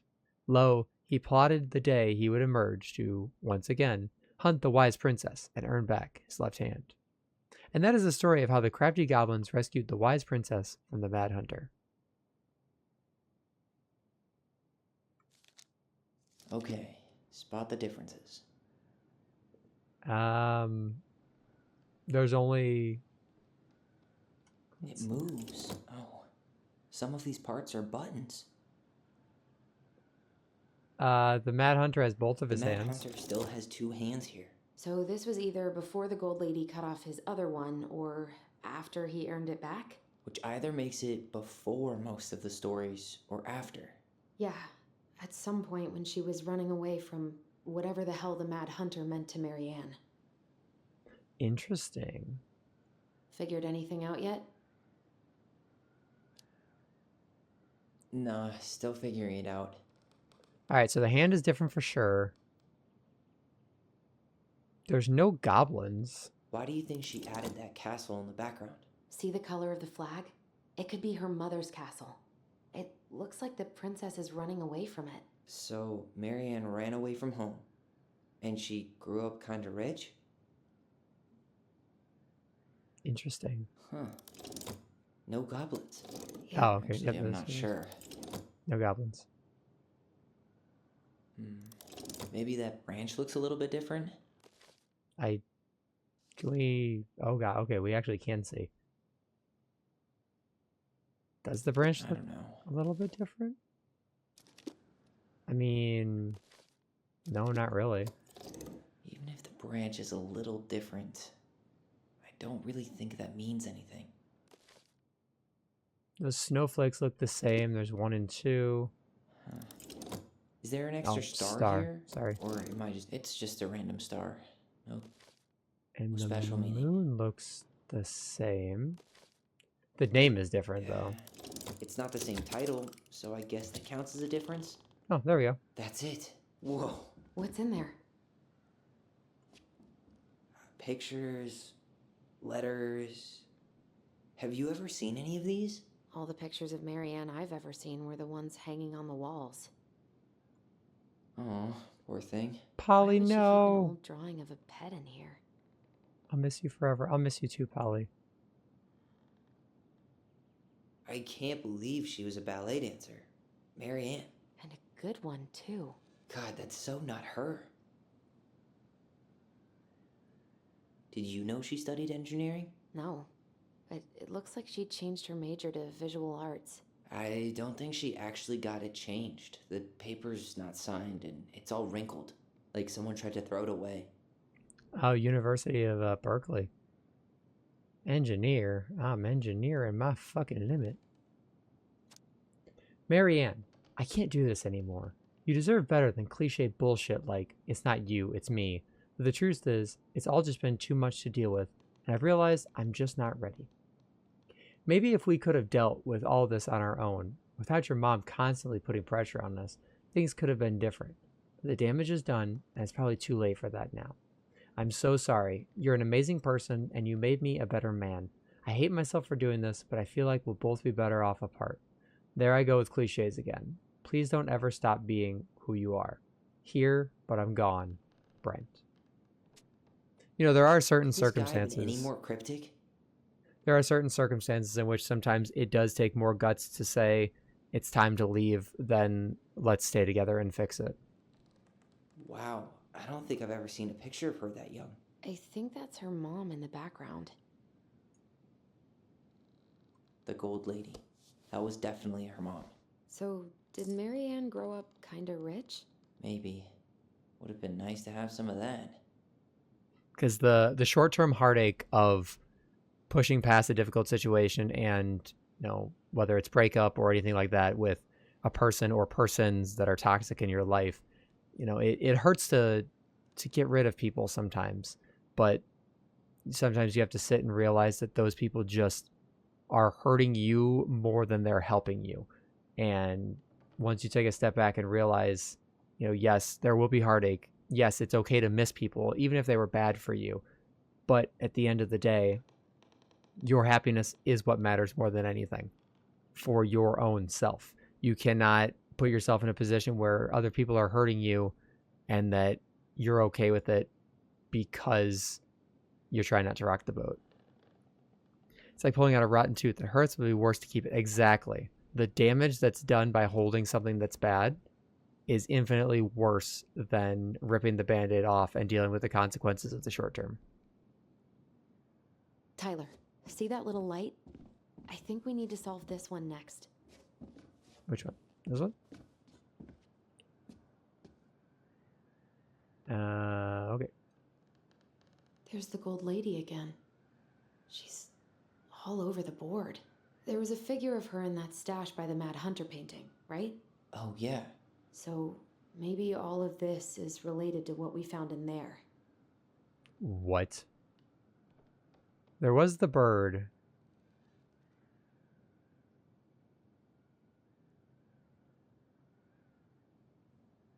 Hold on. Why are these pictures from the Book of Goblins here? I don't know.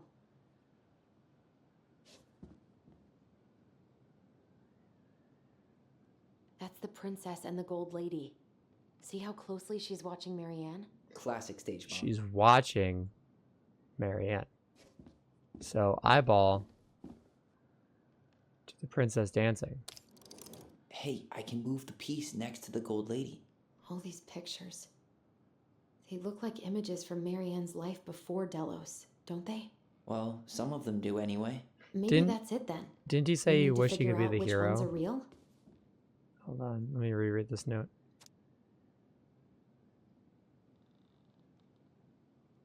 Let's see.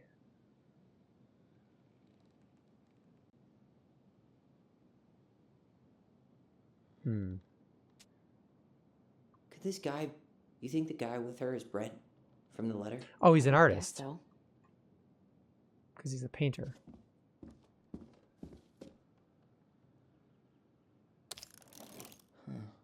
What's the Gold Lady doing? Whispering something into someone's ear behind the princess's back? And she wanted... Is it that one? Her degree change. So I guess she tried to change majors, but couldn't. Her parents probably wanted her to study something more practical. Marianne Ronan. Engineering the very definition to of the word visual. practical. So I'm guessing is that considered engineering? The wise princess looks like she's trying to run away. And she's being watched. There we go. Is the gold is that it? It's opening. Tyler, can you please stop talking over yourself? What's in there this time? Okay, these puzzles are actually kind of fun. They're not like overly difficult. There's the house. Is that Carol? Yeah, and Sam. Look at him. He's so young and happy. Wow. She worked for a watchmaker in Juneau before she moved to Delos. No wonder she was so handy. Here's my Delos Crossing pal's number. I let him know you're interested in the house he's selling. Tammy. Thanks, Tam Tam. Oh, another letter. Her father. 05/17/1996. Marianne, I hope this letter finds you, but since you didn't leave any contact information, I'll have to send it to your aunt and hope for the best. I'm writing to inform you that your mother passed away last week. We just had her funeral reception. The house has been filled with people all day. Friends, family, colleagues, and church members. It's now 11 p.m., and I'm sitting alone in the kitchen table, surrounded by dozens of trays of food, flowers, and sympathy cards. Your cousin Aidy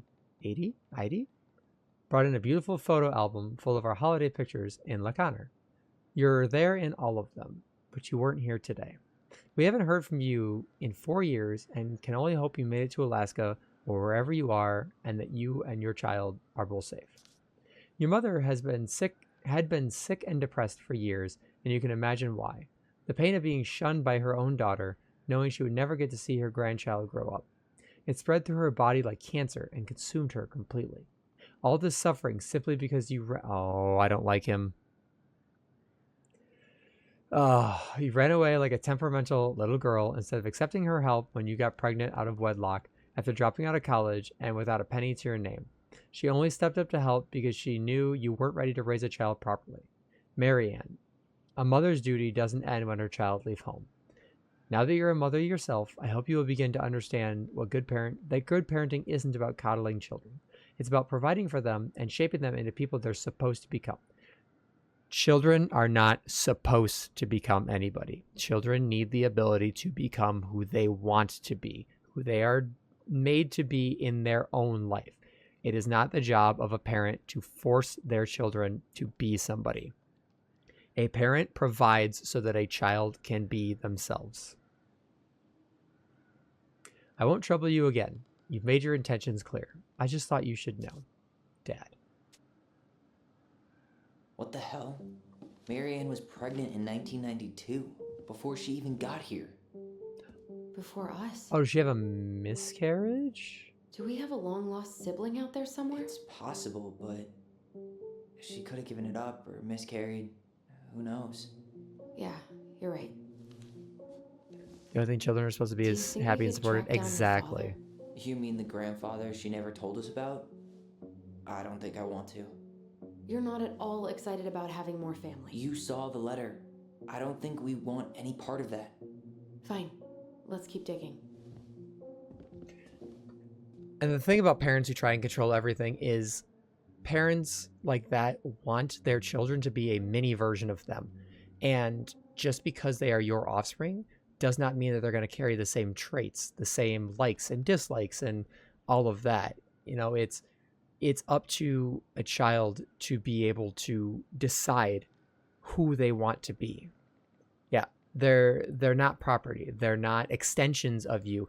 Their successes are not your successes. That's another thing that drives me crazy is you see, and it's mainly obviously with younger girls, pageant moms that force their children to dress up even if they don't want to, because they want to feel good about themselves.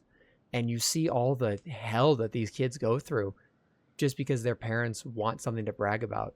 Your child is not your bragging right for like to make you feel better about yourself. If you want to, express joy about what your child's doing, let them do what they want to do.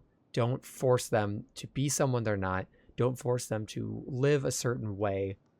Don't force them to hate just because you hate something. Let a child develop for themselves. And yes, they're going to make mistakes because everyone makes mistakes. We're human. That's what we do. And children are going to stumble and fall, but they can't learn if you keep them on a tight leash.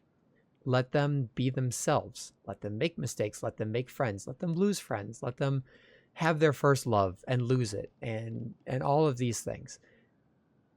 I've always said it, I'll say it time and time again, is if you cannot deal with the fact that your child may be disabled or autistic or LGBT, you should never have kids.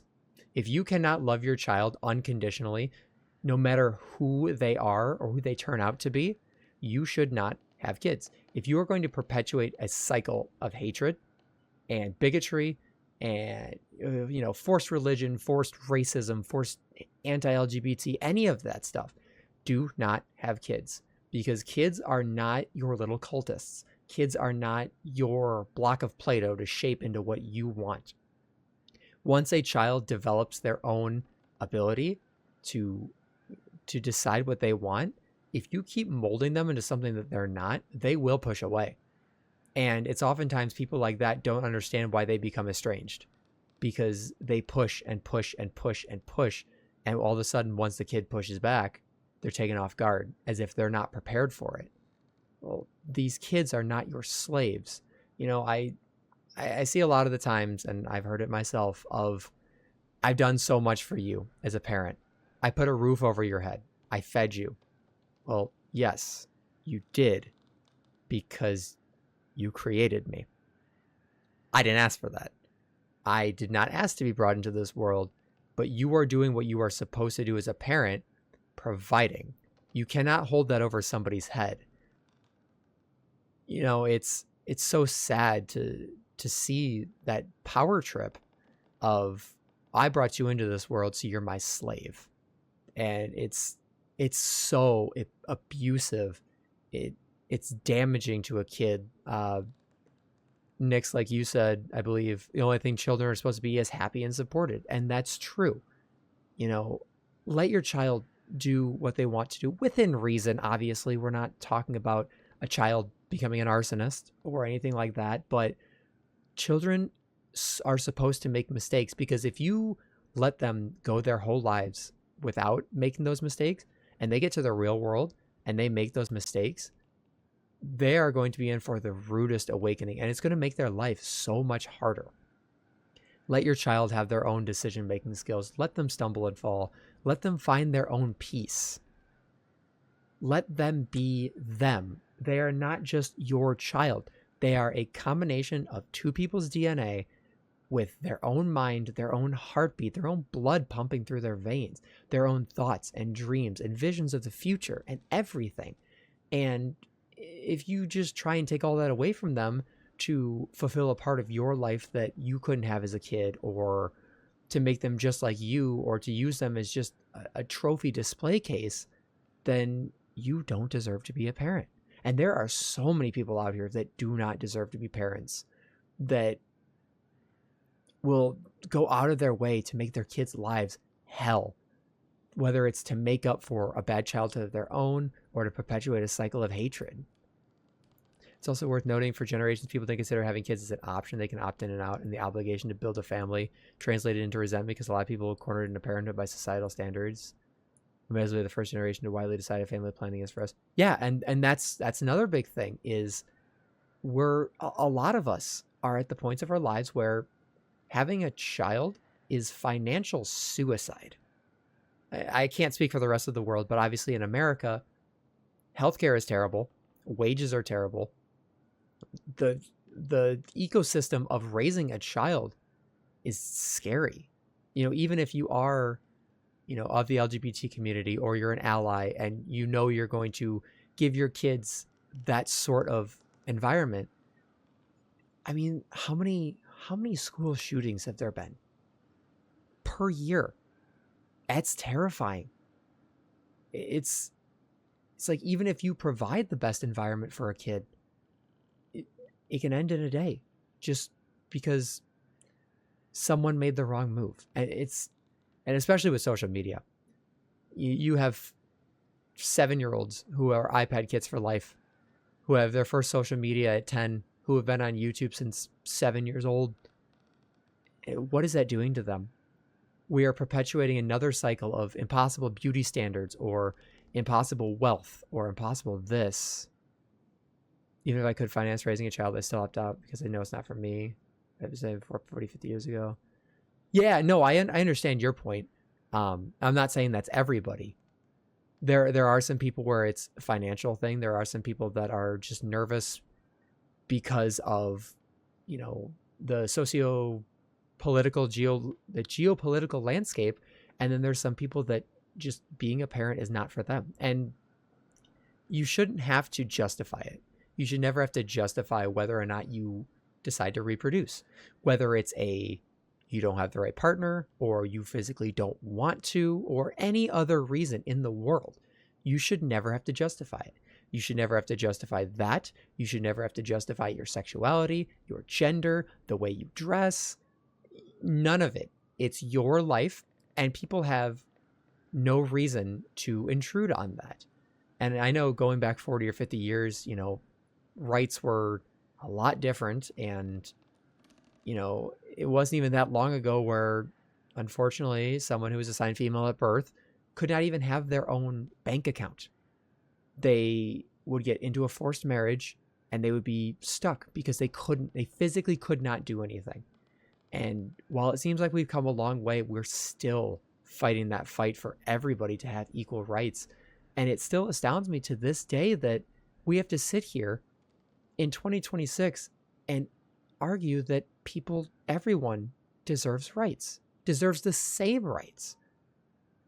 I don't understand how you could be a person who sits there and says, oh, well, this is a person of color, they don't deserve rights. Or this is a transgender individual, they don't deserve rights. How can you sit there and be okay with yourself and not sit back and say, why do I think this is okay?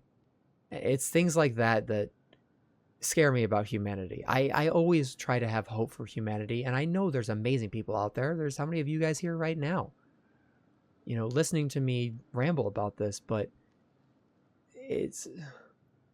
cruelty is the point of the game for some, and that's true. Whether they're trying to, like I said, make up for being treated like shit when they were younger, but perpetuating a cycle of hatred does not solve anyone's problems. It just makes it worse. And at the end of the day, if your whole existence is just to make someone else's worse, just to feel better about yourself, what are you doing?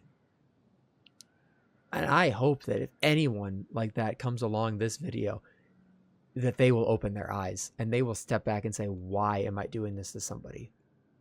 I like to believe the ratio of good people to bad people is 2 to 1. It's just that one side has too much power. The squeaky wheel tends to be the loudest. And yes, the worse you treat other people and the easier it is to throw away your humanity, the more you can usually do to further your own goals, whether it's putting people in danger to make more money, and then once you have that money, you can buy your way into power, and then that's a cycle in and of itself. And it's horrible. It really is horrible. There are so many good people out here. You guys are living proof of that. Everyone here right now who's listening, whether you're active or not, you're all wonderful people. And I'm proud of each and every one of you, because let's face it, we've all had some of those days where the world itself feels like it's against us. But no matter what's happened, you're all still here. You have either conquered your worst days, or you are still going through and conquering your worst days. And that is nothing to ever scoff at. You are still here. You're still breathing. Some days it may be harder to smile, but you are still here. You have not been taken from us. You have survived. You may not have thrived just yet, but we will get you all there. Because each and every one of you deserves that benefit of the doubt, deserves to be able to have someone reach out their hand when you have been knocked down and help bring you back up.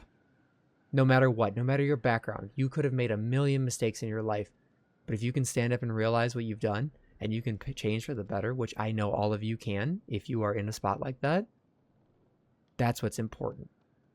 The past will leave ghosts and it will have consequences because every action has a consequence. But one consequence is not going to ruin your entire life. And you can rise above that person you were before if that's something that's holding you down. You can always be a better version of yourself, but you don't have to worry about doing it alone, especially when you have people who care about you.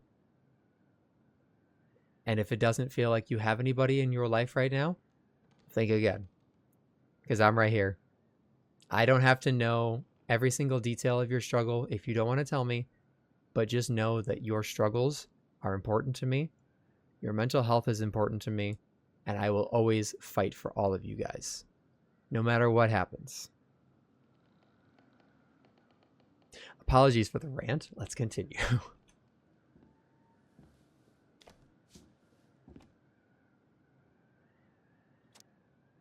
Salmonberry Park, Kodiak Island, Eco Village Arts Workshop. Salmonberry Park? Huh. Is that some kind of commune? Looks like it. So weird to imagine her living in a community like that.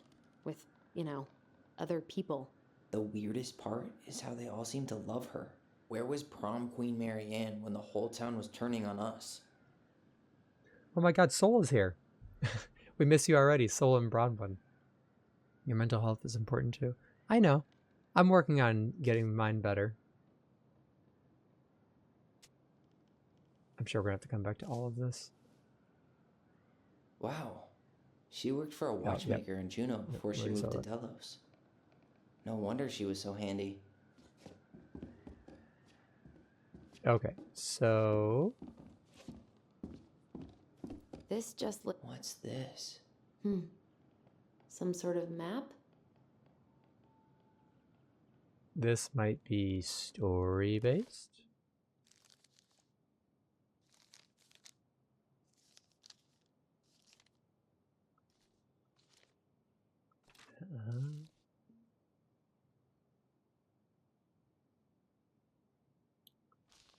Does it show at the top at all?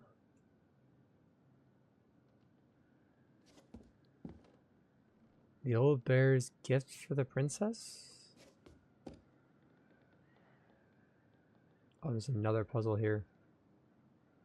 Oh god.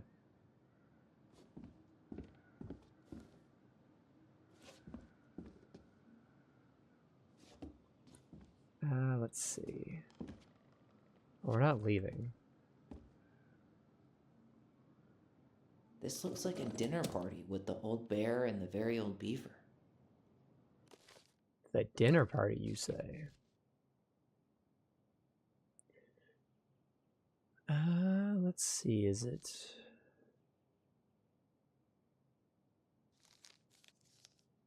It might be that one, but let's see if it's something else.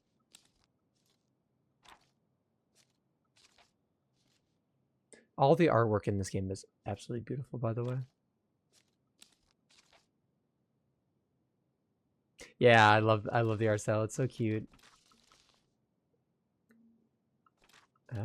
It might be the princess's party. What are we looking for? What's that plant thing on top? Oh, those are definitely salmonberry flowers. Hey, that degree in outdoor studies is paying off. Okay, so we gotta figure out which way they went. I don't know if it is that one then.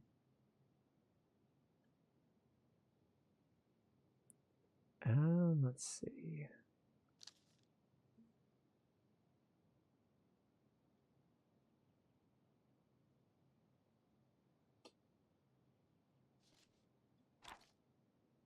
Because the party talked about the 3 items, and that was how we got into the mother's room, Marianne's room. So I don't... Yeah, that's the first anniversary in the woods.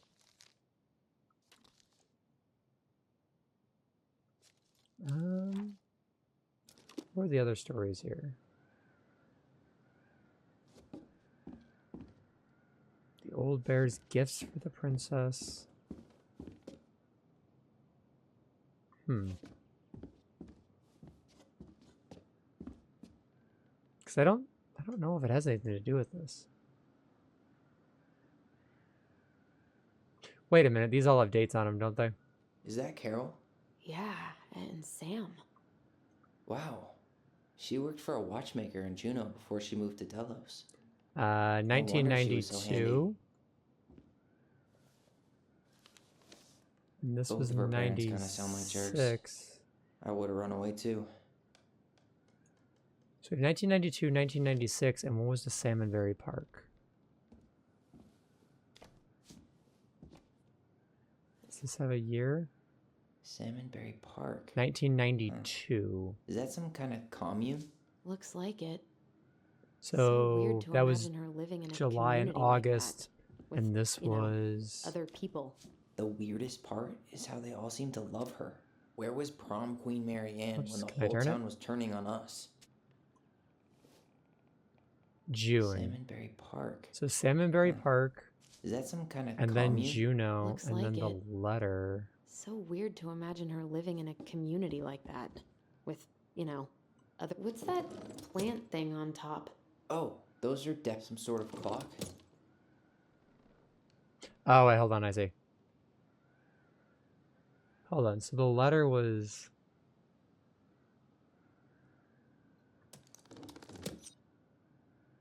It starts at the That's castle. the Gold Lady's castle. She goes here. What's that plant thing on top? Oh, those are definitely salmonberry flowers. Hey, that degree. Some sort of clock? This looks like a dinner party with the old bear and the very old beaver. This is the princess's room. It seems like it's No, not not quite. doing anything. Maybe it's broken? Interesting. She ran away. Did it say exactly when she ran away? Was it that same year? Both of her parents kind of sound like jerks. Yes, I understand, I would have Tyler. run away too. 1996.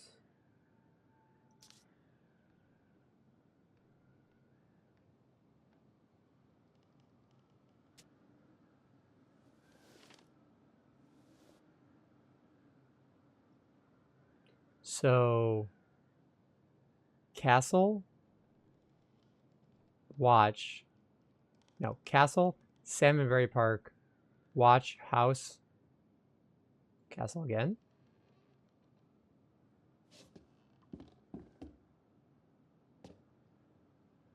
That's the Gold Lady's castle. What's that plant thing on? Some sort of clock? This is the princess's house. This looks like a dinner party with the old There we bear go. and the very old beaver. Guys, I'm actually kind of good at puzzles. What's in there? Another letter? The princess's loss. Is this from the Book of Goblins? Not that I know of. Well, sure looks like it could be. More story time. Once upon a time, in an ancient and deep forest, there lived a wise princess in a big wooden house. She had made it through the woods, and to that house with nothing left but the clothes on her back and a single item from her old life, a splendid tiara. She lost almost everything in her desperate flight from the Mad Hunter. I wonder, is the Mad Hunter her dad or the father of her children? The trees tore the rucksack from her back and shredded her dress and left a pattern of red welts on her skin. But through it all, she clutched the tiara close to her chest, fearing any misstep could cause it to fall from her arms and break. The tiara had its own spot in the big wooden house, a pillow near the window where sun would catch on its surface to shine and wink. The princess could stare for hours at the tiara, marveling at its beauty and running her thumb down its curves. Every morning she would wake and she would tend to it, polishing its every surface to make sure it shone as brightly as it possibly could. Then she would pluck it back up, place it upon her head, and walk the woods, feeling somehow more complete. Because what, after all, was a princess without a crown? Every night she would place it upon its pillow, give it a quick kiss, and go to bed. On her way, she would pause and glance back to be sure it was still there. She hated to be separated from it, but she knew it was safest on the pillow when she slept.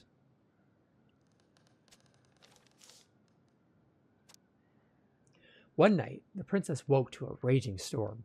The wind howled against the walls, rattling the windows in their panes. Fearing a gust might burst open a window and blow the tiara to the ground, she plucked it from its pillow and brought it to bed with her.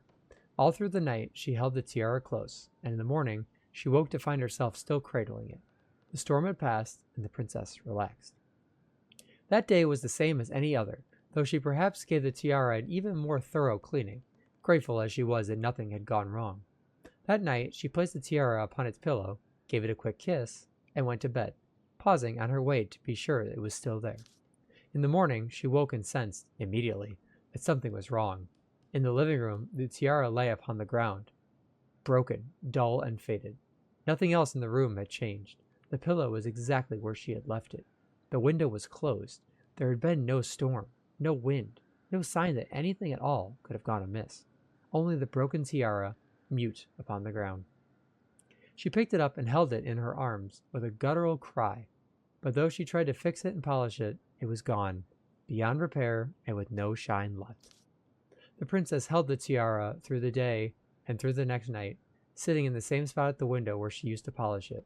When the sun rose, she looked outside, and her gaze fixed on a sapling.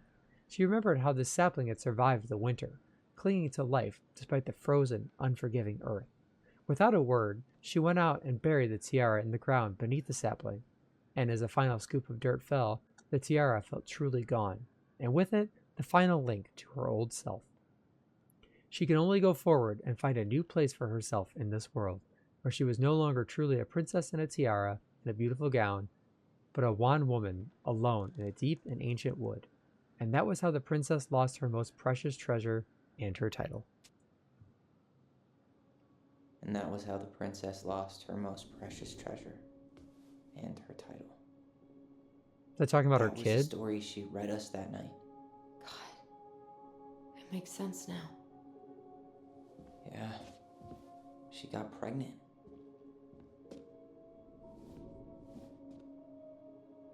And she ran away to start a new life.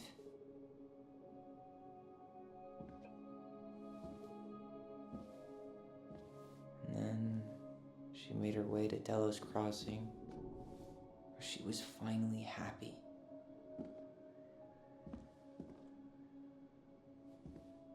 But then the baby died. Mm-hmm.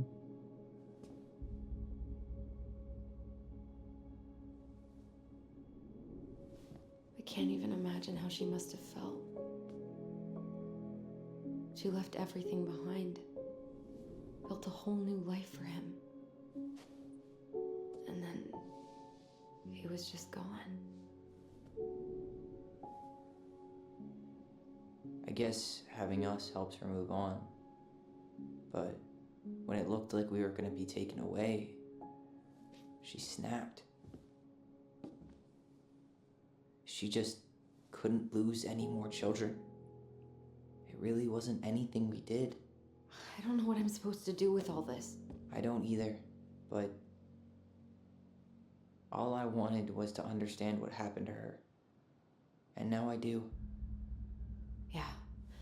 But we still haven't seen what's in that chest.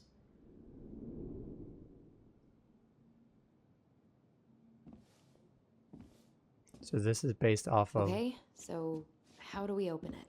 So there's like an O shape, an L shape, an E shape. O. All right, should be easy enough. Is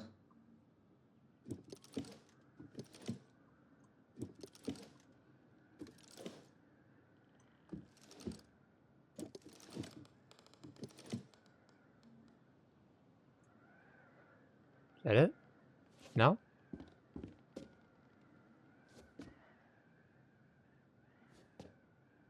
Oh, no? All right, should be easy enough. Dang. Oh wait, hold on, they're color coded. Orange E and red L. Why don't we just break this open? No. There's a crowbar right downstairs. No. What? No, you don't want to try and figure out what all this means? I'm so done with her riddles.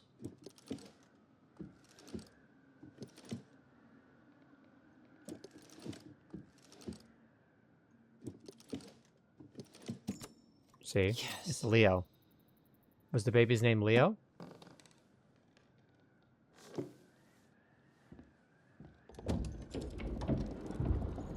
What the hell? She was really good with redstone. Whoa. Did it just get darker in here?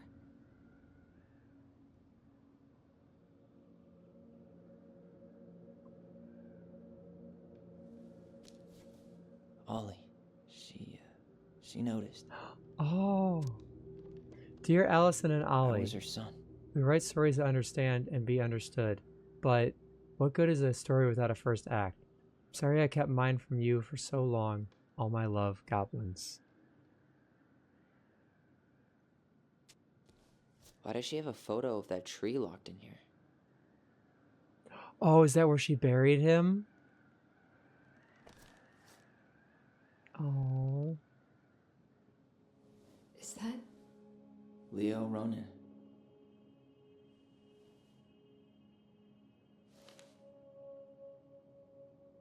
She Why didn't buried she him tell by the us about tree. it? Why didn't she tell us any of this? I mean, it's fucking terrible. That's why. Allie, did we do the right thing opening this? We did. It's better we know what happened, even if it's hard. And there's one more thing we need to see. Are you sure? Yes. Do not dig up the baby. Come on, let's go to the dock. It's time to finish this.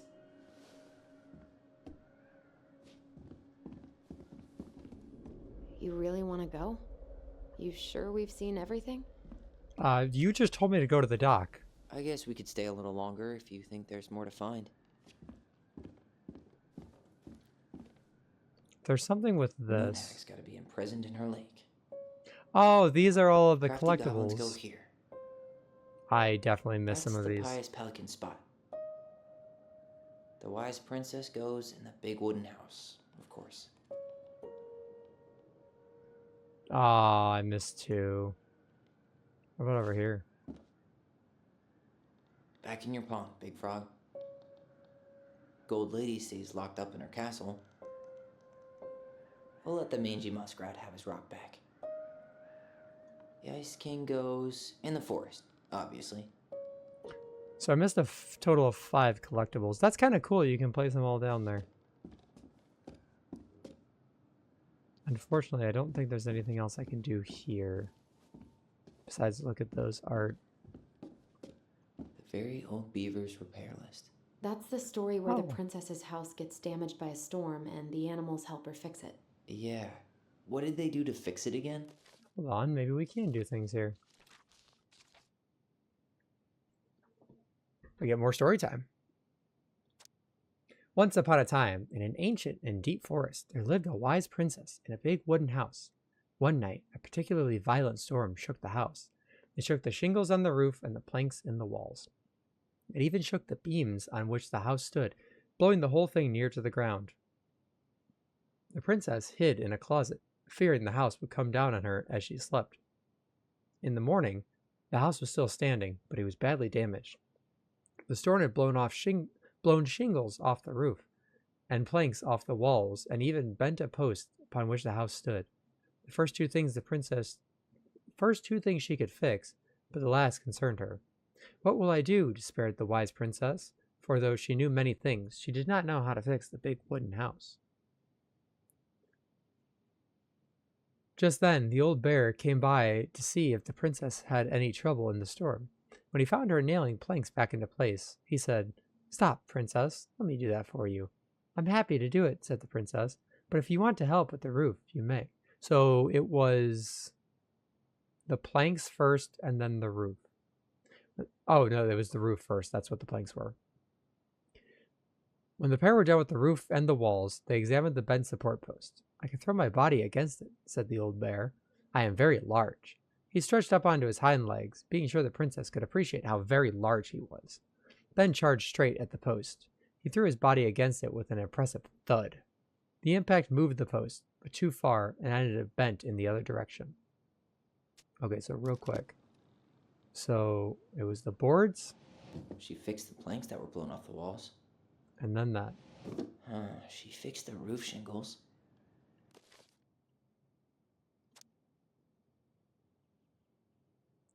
Let's see. The wise princess decided more precision was needed. She thought of the end of the very old beaver who kept an excellently crafted dam. Perhaps she can help. She went looking for the very old beaver and found the industrious animal hard at work slapping down mud on a part of her dam that had been blown apart in the storm. Most of the structure was unharmed because the beaver was very good at building things. The princess knew she had come to the right place. "Beaver," she said, "my house was damaged in the storm. Would you please help me fix it?" "I believe I could do that, yes," said the very old beaver, and she paused, affixing her own den to follow the princess. The very old beaver examined the big wooden house and nodded. "It will be an easy fix," she said, and set about righting the post with loud slaps of her tail. When she was done, the wise princess stroked the beaver's head. "Thank you, beaver," she said. "The wind blew the shingles off the roof, the planks off the walls, and even bent this post. Now, thanks to you, I still have a home." "Think nothing of it," said the very old beaver, who returned to work on her own den once again. That winter, the very old beaver grew ill, very ill. She was not able to fix her den, nor to gather food. When the princess found out, she set about delivering meals to the beaver. She brought stews of corn and beans and baskets full of bark and twigs from the beaver's favorite aspen. One day, the wise princess noticed the beaver's den had begun to fall apart. She set about fixing it, and though she was not as talented as the very old beaver, the fix kept the creature warm and dry. "Thank you," said the very old beaver. "Of course," said the princess. "You helped me when the storm blew my house near to the ground. Thanks to you, I still have a home, and I am happy to do the same." The princess continued to nurse the old beaver until the day she came to the dam and the forest was still. No birds sang, no branches rustled, no small things skittered within the underbrush. "Oh," said the princess, staring sadly at the dam, for she knew the very old beaver had passed on. "Goodbye, my friend." And that is how the very old beaver saved the big wooden house, and how the wise princess repaid her kindness. She slapped the post with her. All right. Ooh, another note. Damn. That must have been rough on Eddie. Yeah, he doesn't really like to talk about her. Dear Marianne, you cover your ears every time I try to have this conversation with you, so I thought I'd have a better chance doing this in a letter. I know you don't like saying goodbye, so I'll keep my melancholic rambling short and sweet. I want to thank you with all my heart for taking care of me these past few months. I can't even imagine how exhausting it must have been for you to look after a sick old lady when you have two small children at home. I know you want me to keep fighting this disease and hoping for recovery, but it's always been a great strength of mine to know when it's time to let go. And that time has come. I'd like to ask you for one last favor. Please take care of Eddie after I'm gone. My poor boy puts on a brave front ever since his father died, but I know he's in pain. I would be so much more at peace knowing he still has family. Maybe he could teach the kids how to fish? He loves spending time with them. Thank you for the warmth and peace you brought into my life. Give the kids a kiss for me, will you? Carol. Oh. Do all of these have something? The old bear's gifts for the princess. Oh, they do. Old bear's gifts for the princess.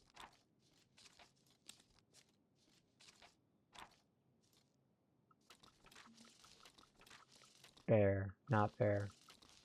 Bear. I hope you guys are enjoying story time. Do they bear gifts? I sure hope so.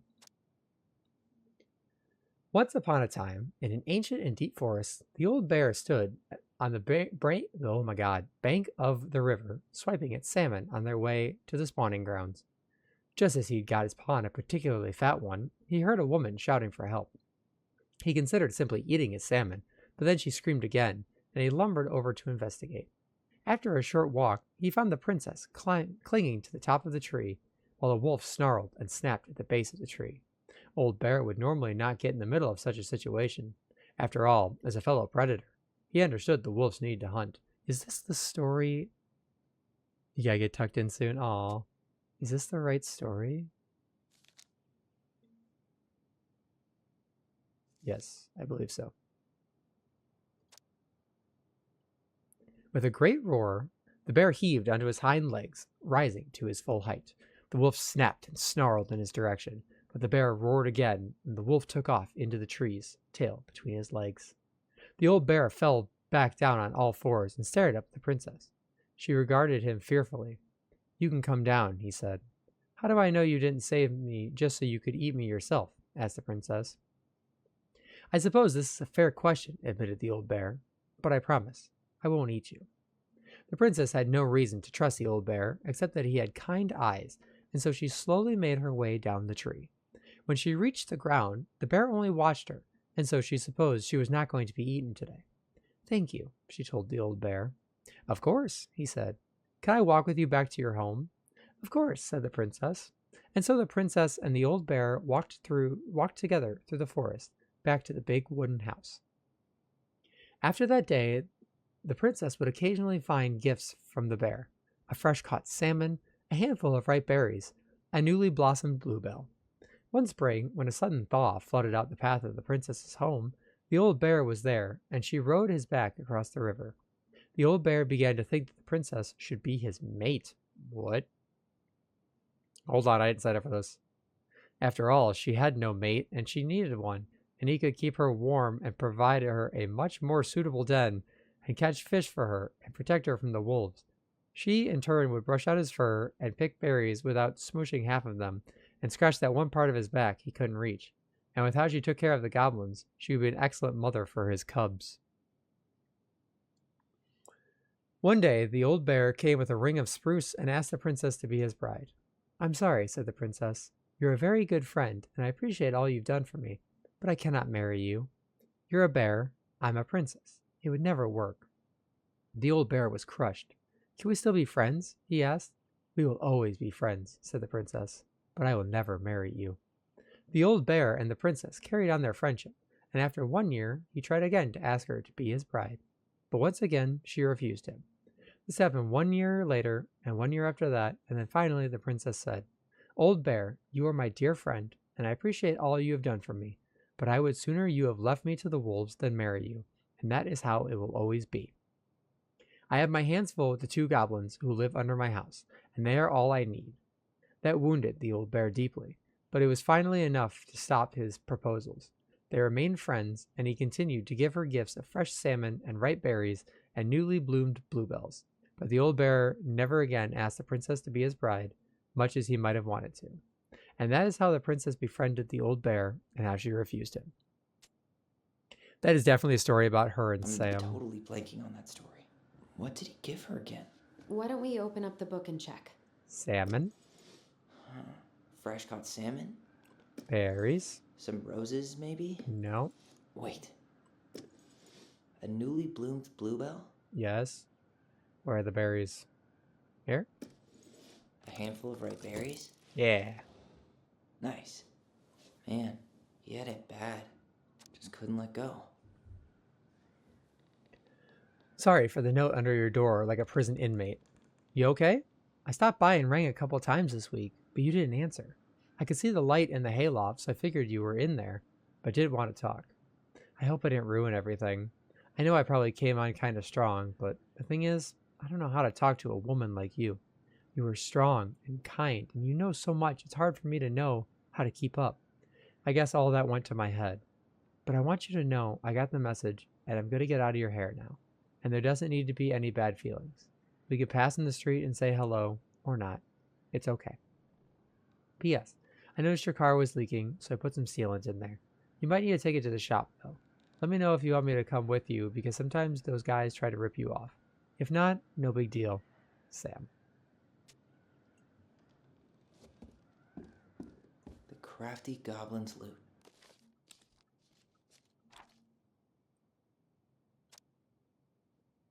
Alright, I gotta hydrate real quick. There's a lot of reading.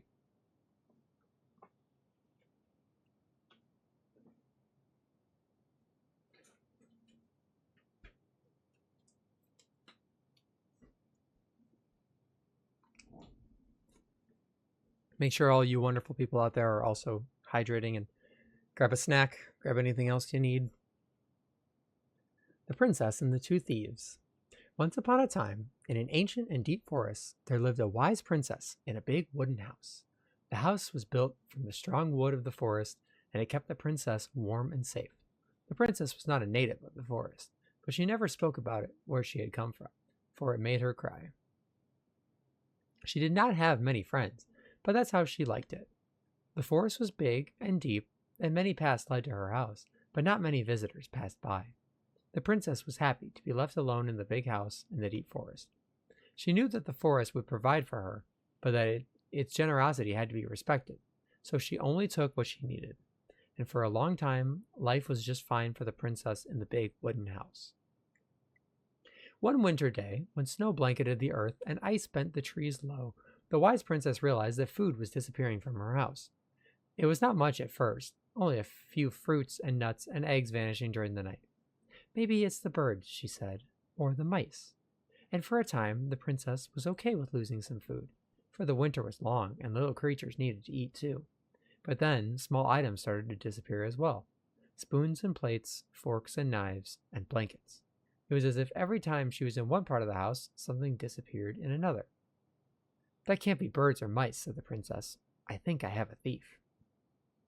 So, she went outside to look for traces in the snow and noises in the wind, but there was nothing to be found nor to be heard.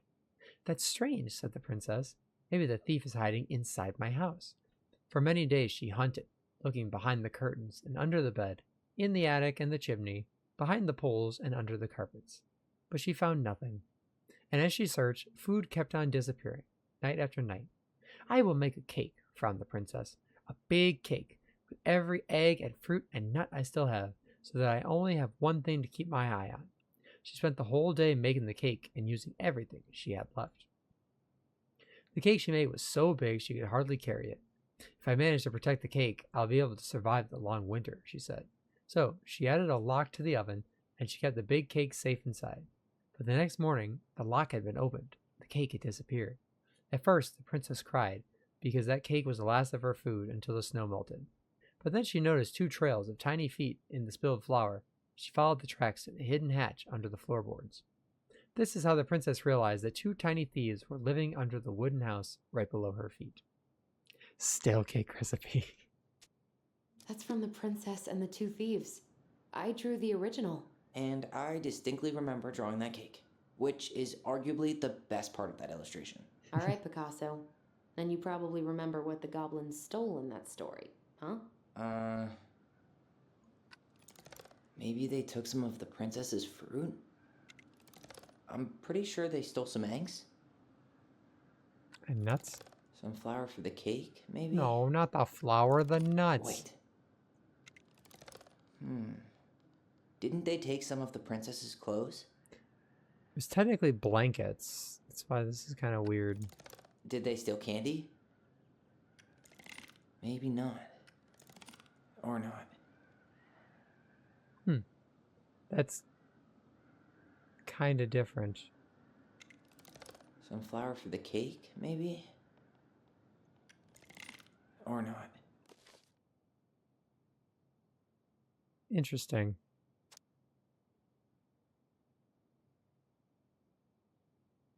Oh, spoons and plates, forks and knives, and blankets. What if they took some spoons?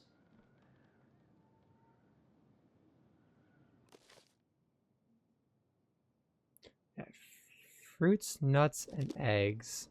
So we got the eggs. We got that. Oh, and fruits. I just said it.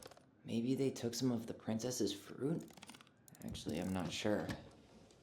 I was expecting clothing to be the blankets. I always wondered where that drawing went. She said it was her favorite, and then one day it just disappeared. Oh, the prettiest princess. Nice. We have one more. This one? The crafty goblin's good deeds. Of course. The goblins had to help out the creatures of the forest to pay off their debt to the pelican. Well, what did they do? Let's find out.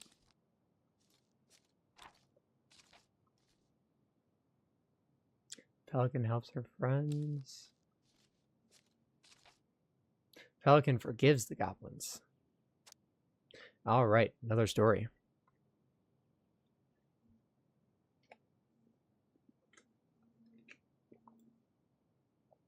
Once upon a time, in a deep and ancient forest, there lived a pair of crafty goblins in a cave below a big wooden house. They lived with a wise princess, who shared as much food with them as she was able, but it was never quite enough. This left the goblins hungry. Very hungry. Always hungry. One day, as they were out foraging for food, the pious pelican landed on a rock and dumped a smorgasbord from her beak, which the goblins knew was magic and never emptied. There were king crabs in red, blue, gold, and scarlet, veiny blue shrimp, pink shelled scallops, oblong brown clams, purple spiny urchins, and even one prickly red sea cucumber. The food just kept coming. They watched as the pelican ate one clam and then took a nap. "Do you think she would mind if we took just a little?" asked one goblin to the other. "Her beak never empties. She probably wouldn't miss a couple of crabs," said the second, licking her lips. They were agreed, and so they crept over, filched some crabs, and ran. The goblins scarfed the crabs, but when they had finished, they found that they were still hungry. "She won't miss a handful of shrimp," said one goblin to the other. The goblins scarfed the shrimp, but when they were finished, they found they were still hungry. "Maybe also a few scallops," said one goblin to the other. The goblins scarfed the scallops, but when they were finished, they found they were still hungry. So they finally went back for clams, and then urchins, and then finally even the sea cucumber. Finally, they were not hungry, but there was also nothing left. Just then, the pelican woke up. "What happened to my food?" she asked. Unable to lie about it, the goblins confessed their crime. The pelican was dismayed, but she was a charitable-hearted bird, and she could tell the crafty goblins were growing little creatures. The basic food groups: eggs, spoons, and blankets. But you don't eat your spoons? I think they're delicious. "Goblins," said the pious pelican, "I will share my food with you, but you must, in return, follow my example and be as generous with others as I am with you. Take that to heart, and I will have considered your debt paid." "But we have nothing to give," said the goblins. "You have your nimble hands and your crafty brains and your loving hearts," said the pelican. The crafty goblins realized how much they had to give, and for the rest of the day, they looked for ways to help the other creatures of the forest. They found the stalwart moose struggling with an itchy, hard-to-reach spot on his back, and so they climbed up and gave it a good scratching. All right, good scratchies. No, I don't really remember. Scratchies. They gave the stalwart moose a good scratch on the back. Let's see. Next, they helped the old bear who could not get the honey out of a narrow beehive. Silly old bear. They broke open the beehive for the bear.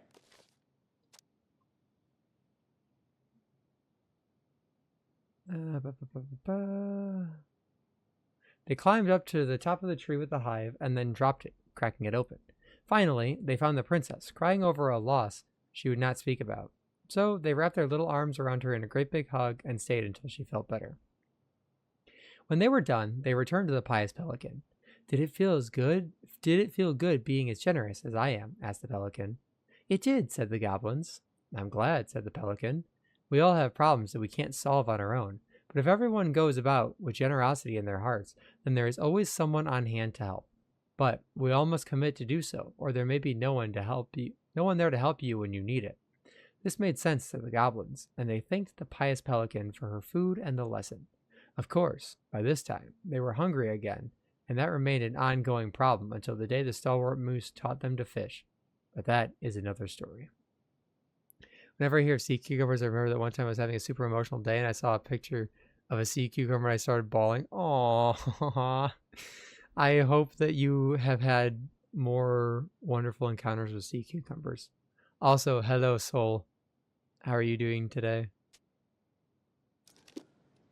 The last one was the princess. They hugged the princess when she was crying. Nailed it. Our lives would have been so different if their friendship hadn't gone to shit. The Pelican Crossing is a specialty gift boutique located near the Oshi Glacier, catering to Gastineau Channel tourists, as well as Delos Crossing locals. We specialize in an assortment of high-quality products from home accessories, handmade souvenirs, to personalized apparel and locally made art. The Pelican Crossing will be the first store to act as a relay between the buzzing arts and craft scene and customers. In addition to a wide array of novelty handcrafted products, the consumer will enjoy friendly and knowledgeable customer service from Vecchi's store co-owner, Tessa Vecchi, and up-and-coming artist Mary Ann Ronan. This business plan is prepared to obtain financing in the amount of $20,000 to purchase inventory and to help cover expenses in the first year of operations. In year 1, the Pelican Crossing plans to break even, and in year 2, we plan to generate a moderate profit. Working on the executive summary part of the business plan, what do you think, Tessa?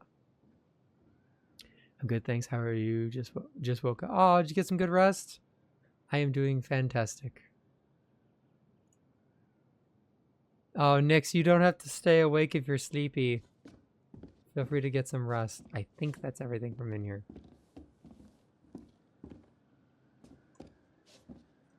You really want to go? You sure we've seen everything?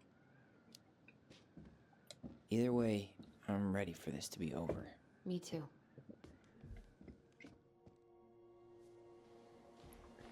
This might actually be the end. Not sleepy, but you're working on it. Okie dokie. Just make sure you get plenty of rest.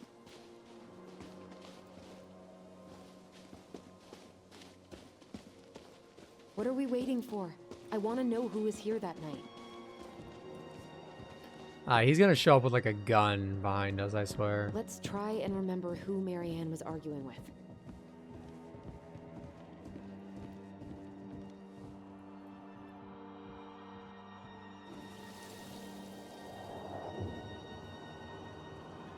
Roku and Dad stare at me disapprovingly.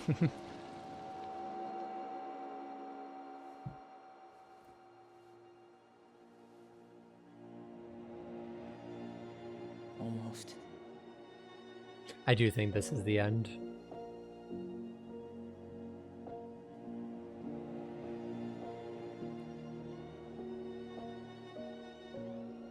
Is that Tom? I was gonna say Vecchi is Tom? our father? Of course. It had to be him. Tessa knew, didn't she? Whoa. Yeah, she must have. That's what she didn't want to tell us. God, Mary Ann and Tom? I know. What should we do now? Yeah, call him out here and make him tell us what was going on. And if he won't? We know his secret. He will. Tom? It's Allison. We need to talk. We know it was you.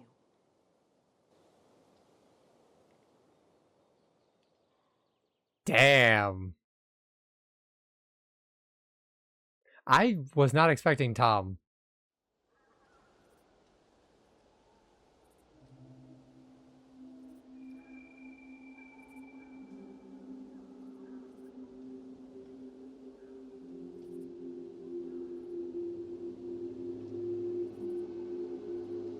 If he was willing to pull a gun on Mary Ann, though. Let me take the lead on this. I know him better. I thought I did, anyway. Sure. Whatever. As long as we get answers. I still think he's gonna be packing heat.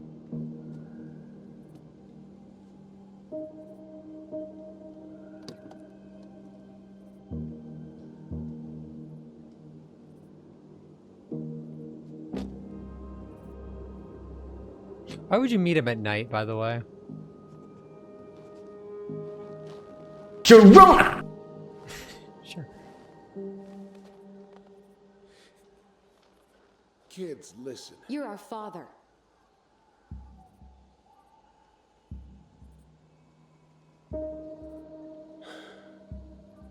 Yes. You knew how bad it got out here. How little we had. Why didn't you help Mary Ann? You mean all the money she wanted? We didn't have anything to spare. Well, that winter was rough on everyone. You would have starved out here if not for all the free food we gave you. Don't act like you had anything to do with that. That was all Tessa. That's a cruel presumption, young man. Maybe it was Tessa's idea initially. but I supported it. And your mother was happy to live off our handouts.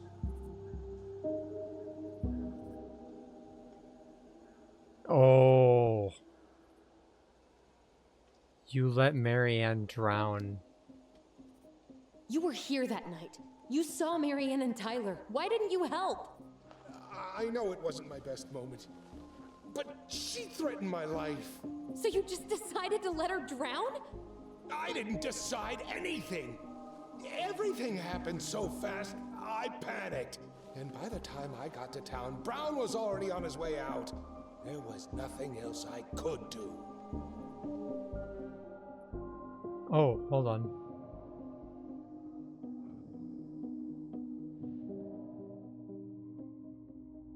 About Marianne. Hey. You hearing me? Yep, sorry. I'm trying really hard to keep myself from punching him in the face.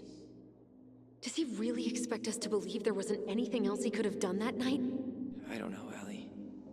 I'd rather not think about it.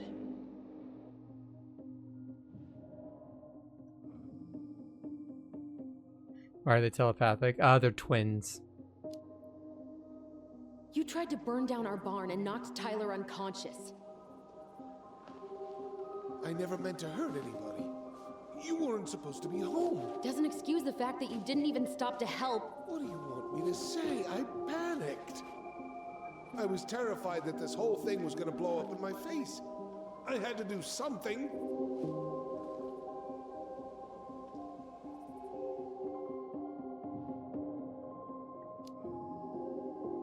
He's not even the least bit sorry for what he did. He could have seriously hurt you. Yeah, he's just a fucking coward.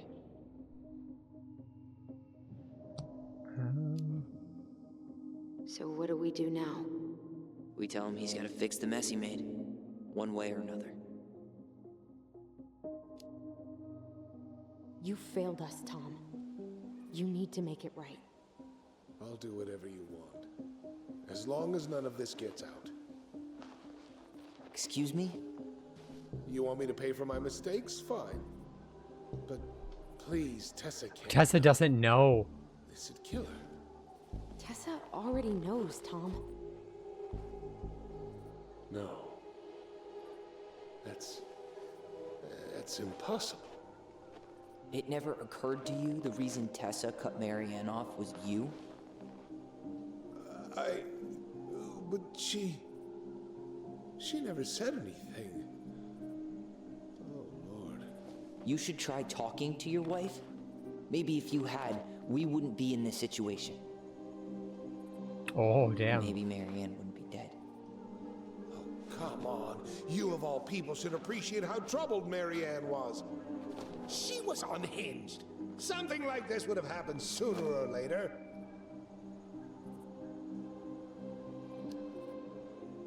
That was convenient for you, huh? You preyed on her because she was vulnerable. And you knew you could always blame it on crazy Marianne Ronan if you got caught. It was nothing like that. Nothing at all. Your mother was a very pretty woman. And she'd been so many places and done so many things. That doesn't justify any of this. The way I always thought I would have. I got caught up.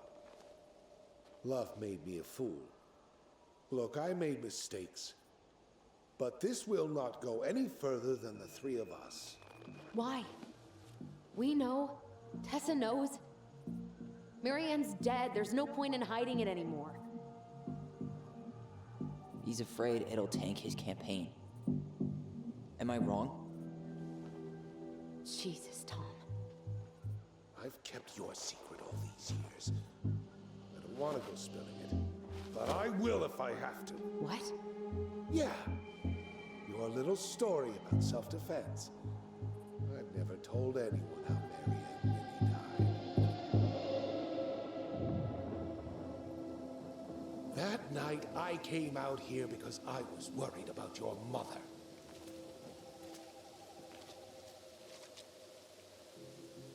You know, with the coat on, he looks like the guy from Toy Story 2.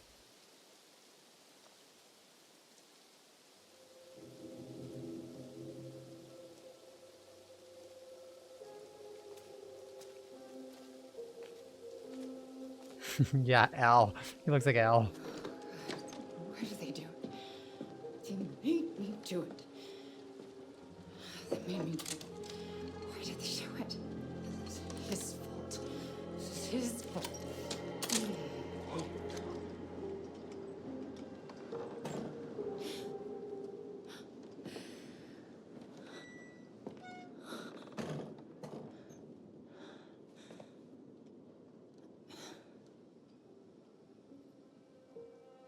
Look to your right. Ma'am, please, he's right there.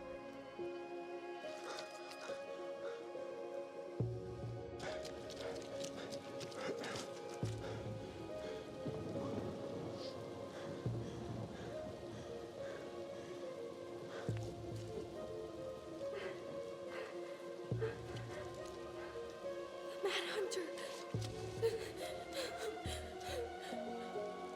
Wait, no! Stop!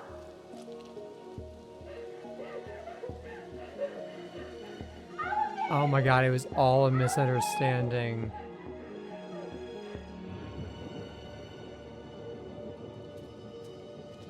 Honey! Wait! Please. Why would you not drop the gun? Like, before you stepped onto the dock? I'm not gonna hurt you.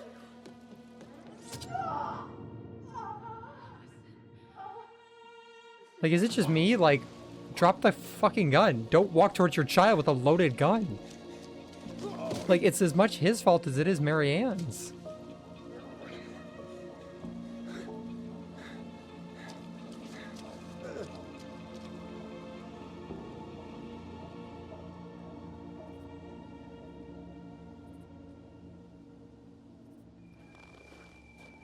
No. No way. You're a fucking liar. I saw what I saw. Ugh! You're manipulating us just like you manipulated her. Tyler! You're not listening to this, are you? Be smart about this, Allison. Are you sure you want this to get out? You've got way more here to lose than he does. His name will be all but clear, but you'll be a killer. What will your uncle say? Is it gonna make me make a choice? And Michael? Well, the whole town might turn on you. Don't touch her. You know I'm right. Just get out of here, Tom. Tyler and I need to talk alone. Just please. Think twice before making any rash decisions. There are a whole lot of lives at stake here. Leave us the fuck alone. And never come back.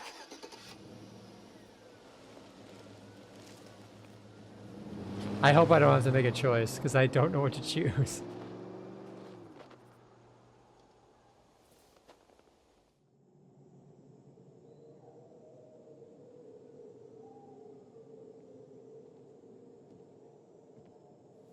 Allie, you okay? Choose violence. You didn't let that asshole get to you, did you? Did you? What if he's right? I've been having all these nightmares about that night, and they were a lot like how Tom said. And now, when I try to remember, that's all I can see. He's trying to mess with your head, and you're letting it work. No, it's more than that. Ever since we started digging, I haven't been able to shake this feeling like something's off. Something's off because he put this in your head. Don't let him get away with it. He might not be lying.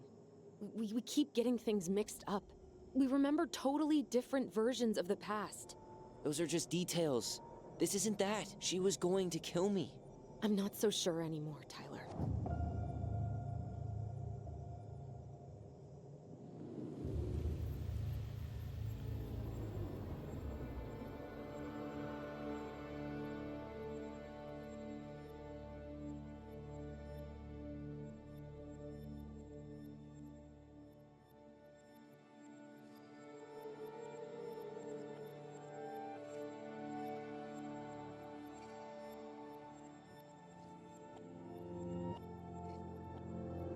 Tyler is a little bit delusional, but I kind of understand. You know, it was very traumatic as a kid. Also, the music is playing in reverse.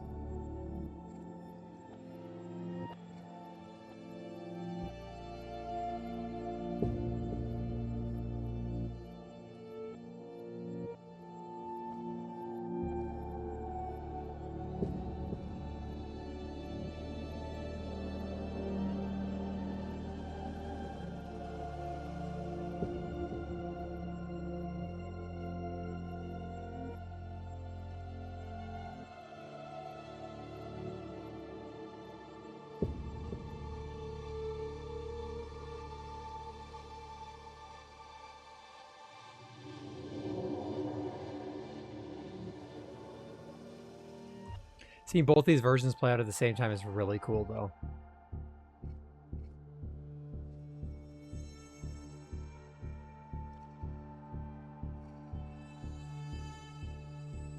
I don't think she meant to kill him. After seeing everything we've seen, I just don't think there's any way.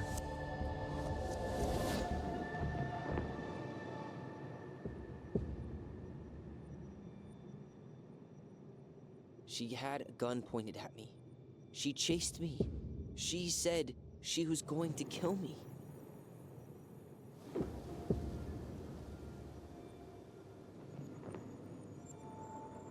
She threatened Tom with those exact same words, with the same gun, on the same pier.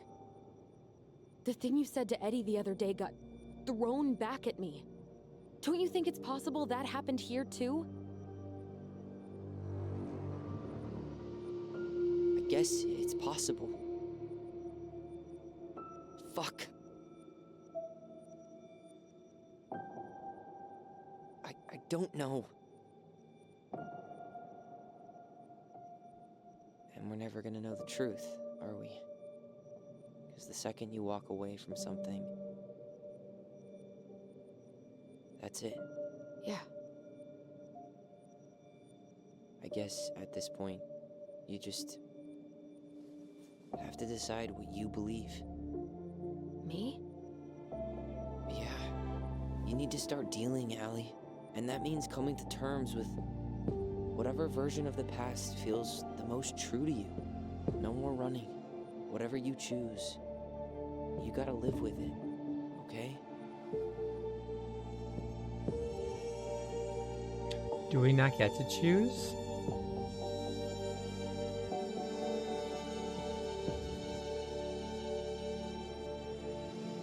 No, we do get to choose. I'm not gonna hurt you. I'm going to kill you. I truly believe she did not want to kill him. I'm gonna hurt you. After everything we've seen from the stories, after, you know, we've seen Tom's testimony, me personally, I know this is a choice-based game where, you know, if you guys ever play this, feel free to make your own decisions. I believe Tom.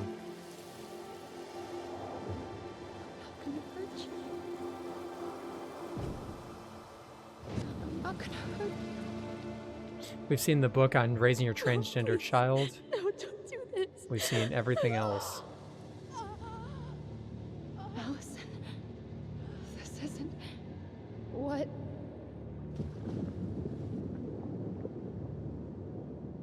She was going to kill herself. Just herself.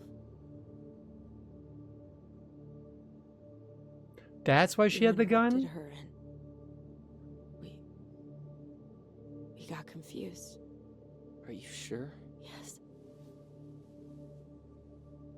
That attic. Tyler, that was meant for us. It was her way of explaining what she was going through. Oh. I made a horrible mistake. Hey, it's okay. I'm here.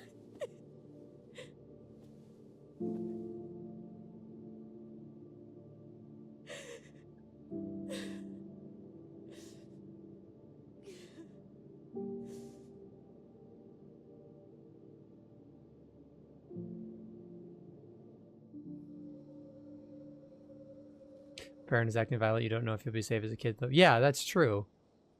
It's very true.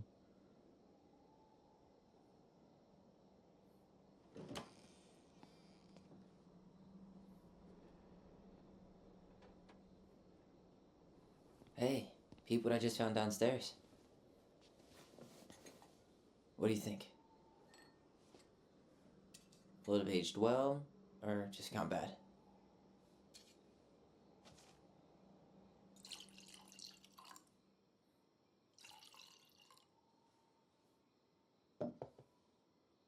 Where are you at right now? I'm on a bed, silly. I just keep hearing her say she wasn't going to hurt you. Over and over. We were kids. We freaked out. You weren't equipped to deal with that shit. She was just talking to you. And I killed her. Stop.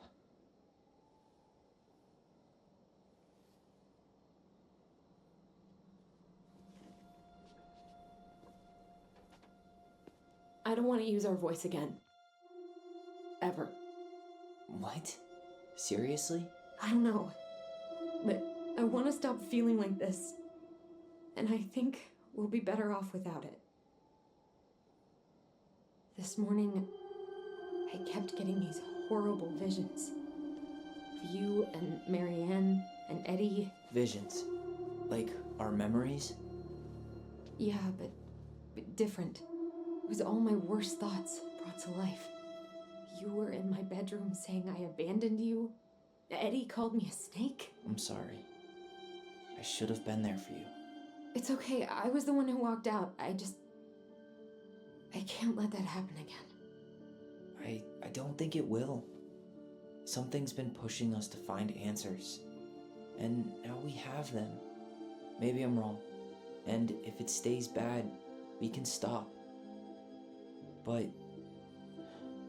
I really want to keep what makes us, us.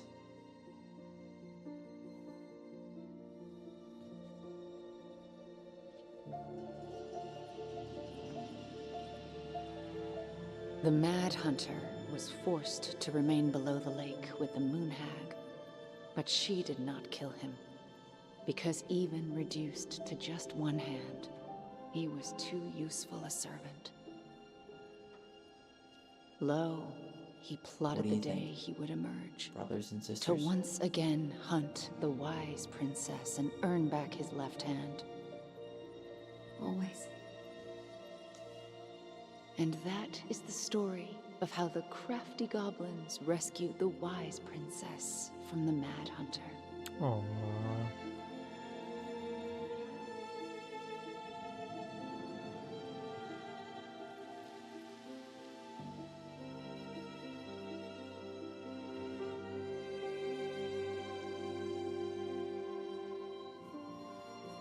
I hope those remembrance particles aren't like asbestos.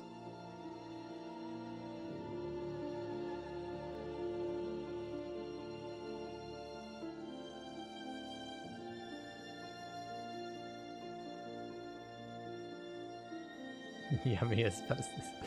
Very yummy asbestos.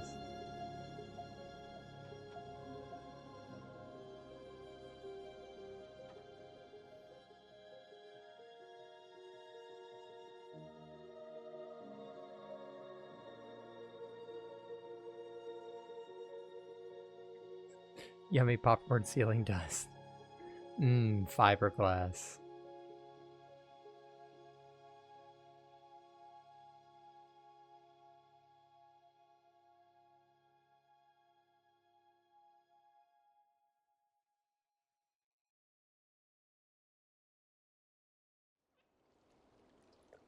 Six months later.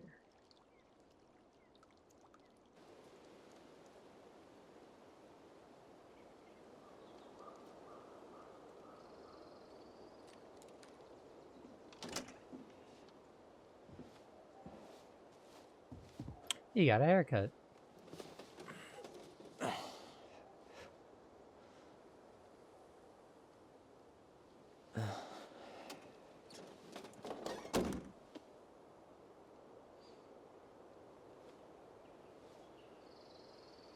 One last look. I'm good to go.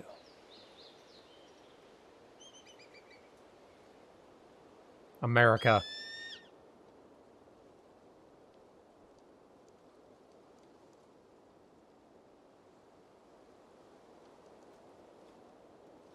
Oh, we are still playing.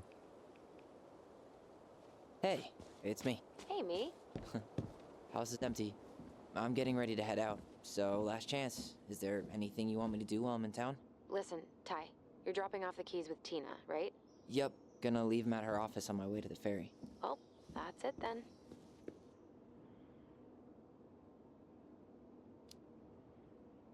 How are you? Good, actually. Really good. You? Same. You know, What is this wall? emptying the house really cleared my head out. Thanks for doing that. The observatory really needed me this week, and after everything that happened, I just felt like I needed to keep some miles between me and Delos Crossing. No worries. You still loving your therapist? Gail, yes. I was actually just doing some letter writing she assigned me as homework. It really helped me get some perspective. That sounds awesome. Did you see the article I sent you about Tom losing the election? Ah, yes. I saw your message right before Derby practice, so I didn't have time to read it. But I did cackle at the headline. Did you picture Tom's face whenever you went in for a block? No, but that is a great idea. Anyways, think I should swing by the store for one final fuck off? See you never, Vecchies. How's Juno? Big and full of people, even without tourists. Michael's been writing up rules for the apartment. I need your support against his whole food policy. Just refuse to sign anything until I get there, okay? Okay, but you better hurry. If he gets his way, we'll only have one small shelf for junk food. What? Heresy. I'm gonna need like twice that just for snack cakes after my surgery next month. I know, right? This cannot Oh yeah, it's stand. top surgery. Okay, I'm gonna hang up now. See you tonight. Okay, I'm gonna take one last walk through the house and then head to the ferry. Drive safe. Pretty sure that's the only way possible in the old Allison Mobile. Love you, Tyler. Love you. I'm glad he lost the election. It's good to know not all of them are rigged. Must be a relief to finally be done with that place. No doubt. If traffic's not too bad, I should be back at our place around 4 p.m. Ah, traffic in Delos. Only the mailbox bandit escaped. Hey, I'm making that biscuit thing you like. Damn, on my way. I'll probably take out some fire hydrants and stop signs. Don't die, I'll keep it warm. See you in a few.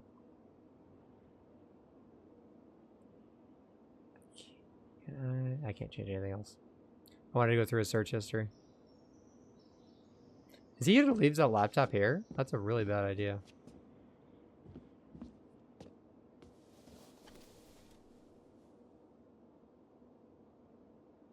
Oh, it's one of these lithographs. Those are cool.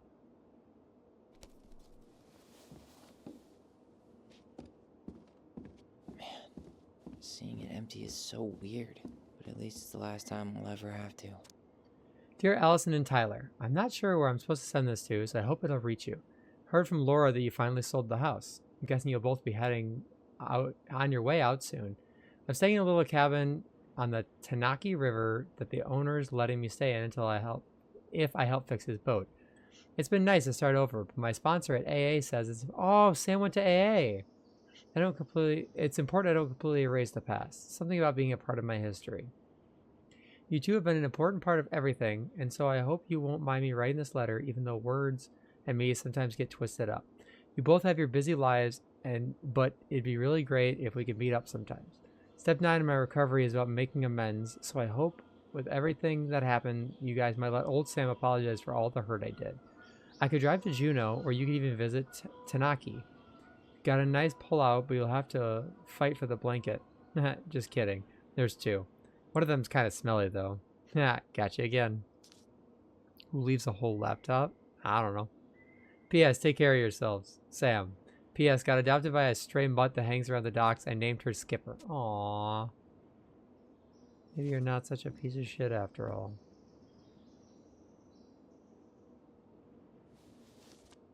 Ah, convenient to hide that animation.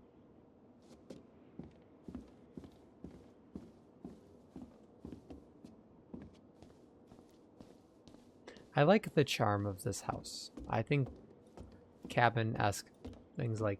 I love this balcony. This is so cool to me. We used to have something similar at one of the many Certainly houses hope I the had new growing owners are up. Mr. or Mrs. Fix-It.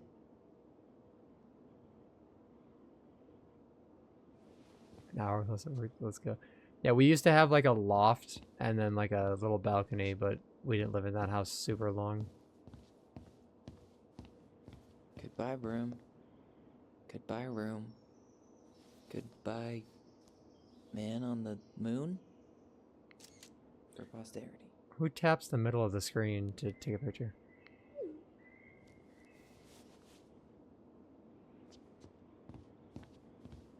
Wait, are there? Oh, okay, no. I was gonna say there's only one outlet in this room, but no, they actually just didn't put any outlet on the wood panel wall, which is smart.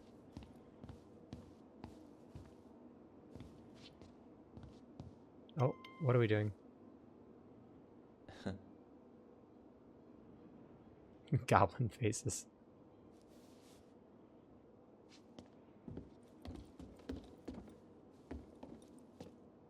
It's interesting looking lights. I don't know if I noticed those last time. Look, I have a reflection. I'm not a vampire.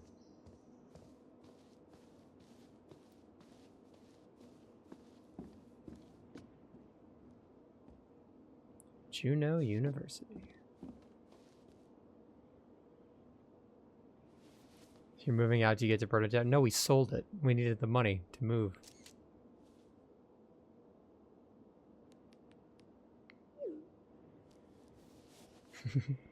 You did miss... Were you here with the barn arson? The other episode? I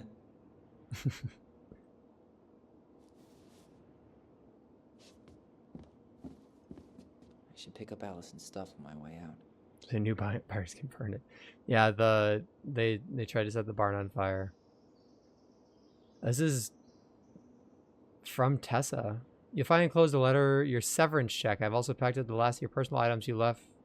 Pick up at the store. Please coordinate with Michael to see when is best time for you to come by the store. I wish you best of luck on your future endeavors. Regards, Tessa. Turns out you didn't need our help losing the election, Tom. Mayor Scowl sails to victory.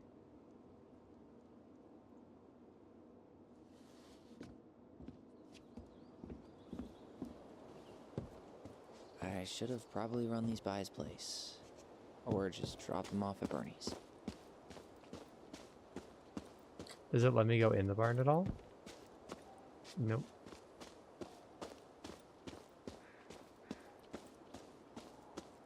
Can I go in here? Goblins out. Nope. I should say if there's anything left at the docks, and I'm guessing that's probably it.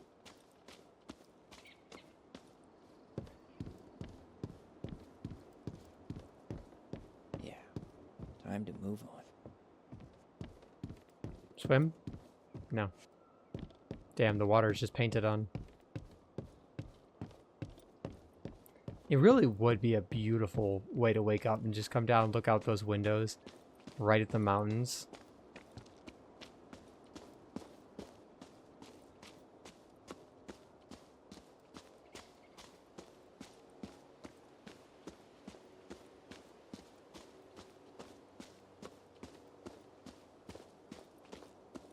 Even the lake is a green screen. Aww. Look at how gay they are. Look at how gay they are. I love that picture. My name is Tyler, he, him. Oh my god, I wish we could see that picture close up. Annual queer prom, come as you are. Aww. So gay, I love it.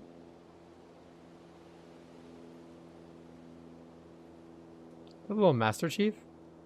That's funny. Can I not leave? Am I walking? I hope the next goblin family bakes a lot of sand pies in this. Hazel, can you allow that message? Automod, you are so silly.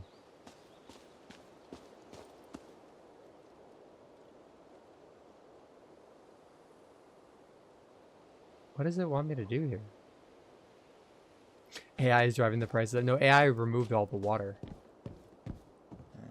Last night's dinner wasn't that good, but better than going back to Becky's. Do I look at this door? I should grab the rest of my stuff before I head out. What do you mean the rest of my stuff? There was a garbage bag here. Hazel's not listening to me.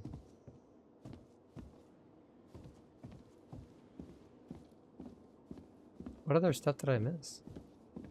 Oh, do I need to take the laptop? There you go. Can I take this with me? There we go. I swear that prompt wasn't there earlier. As permitted term, gay. Is that all of my stuff now? I don't need to take this, do I? I should pick up Allison's stuff on my way out. Well, where's Allison's stuff?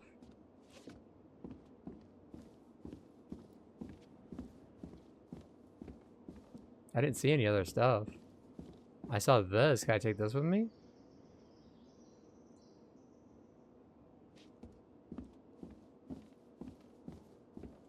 That's a pile of garbage.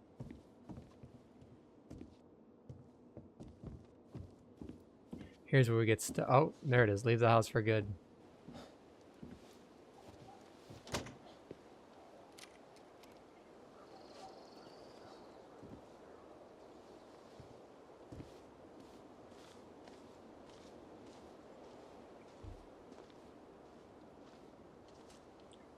Well, this is goodbye for real, I guess. Turn around. Tom's in the woods. He's got a gun.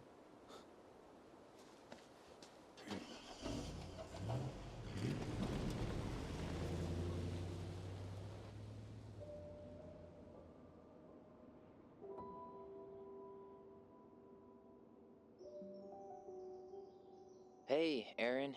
It's Ty. Tyler Ronan. I thought I'd catch you on your break between sessions, but I guess you're going along with another rebel with too many causes.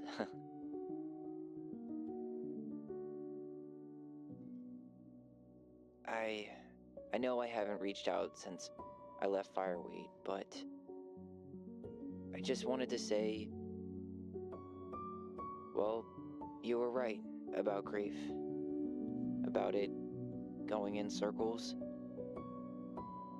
This morning, I was out on the porch staring at the fog, and my mother, she just tumbled right out of me. But it was okay. It actually felt good to remember.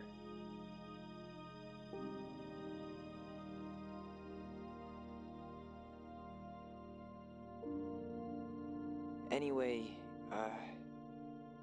give me a call back if you get a chance. I'll see you around. And thank you.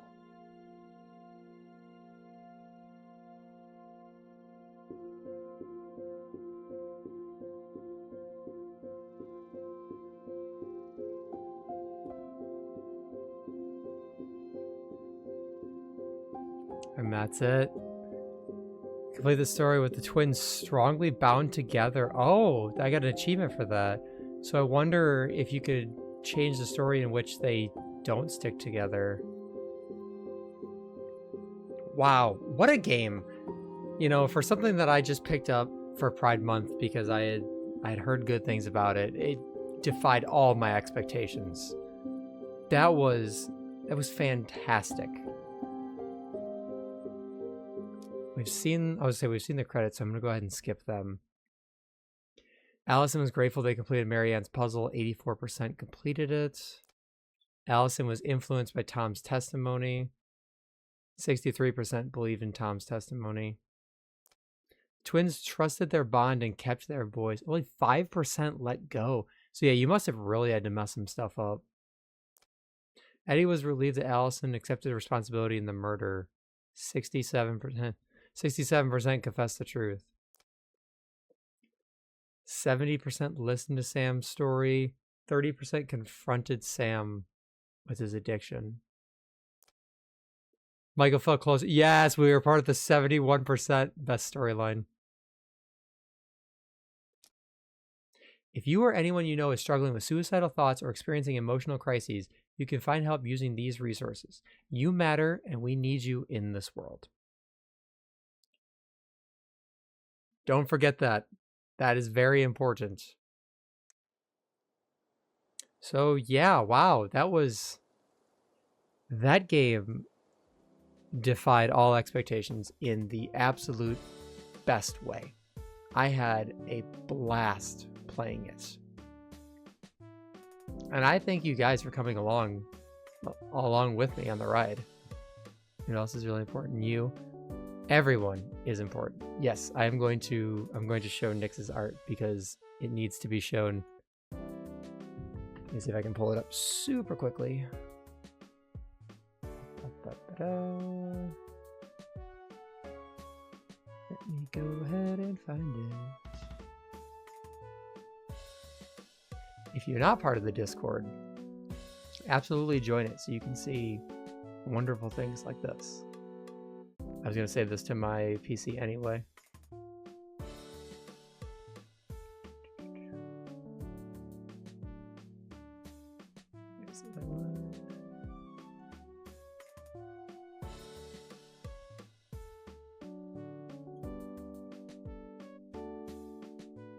Alrighty.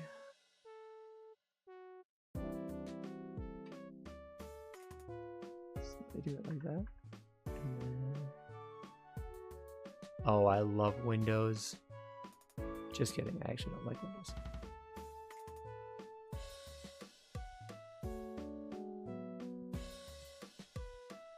But yes, the biggest takeaway from all of this stuff is that you very, very much matter. Everyone here matters.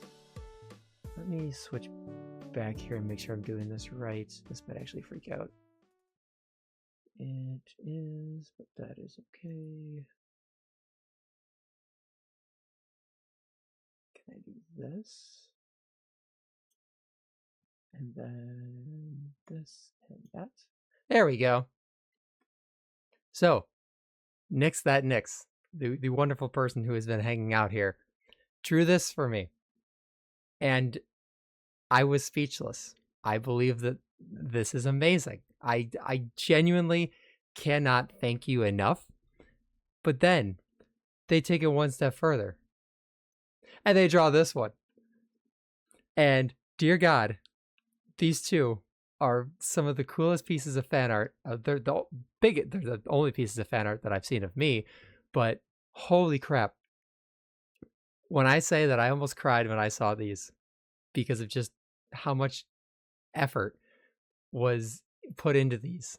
I've already thanked you enough. No, that's the thing. I haven't, because I very, very, very much appreciate it. It's things like this that will stick with me forever. Like, you have no idea. They're awesome. You've given me, your time of day, when you stay up late just to, come and hang out, and you do all of this and stuff like that.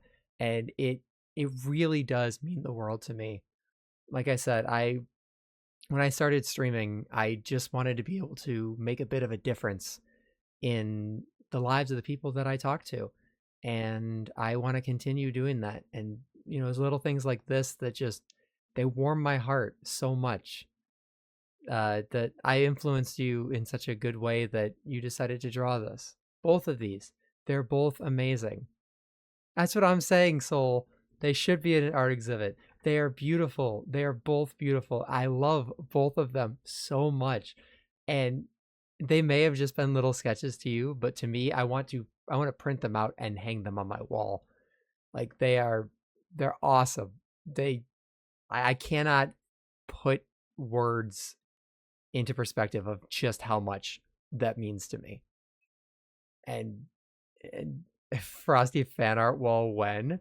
That's a good question. I have some room. I should start hanging stuff up, because my God, they're amazing.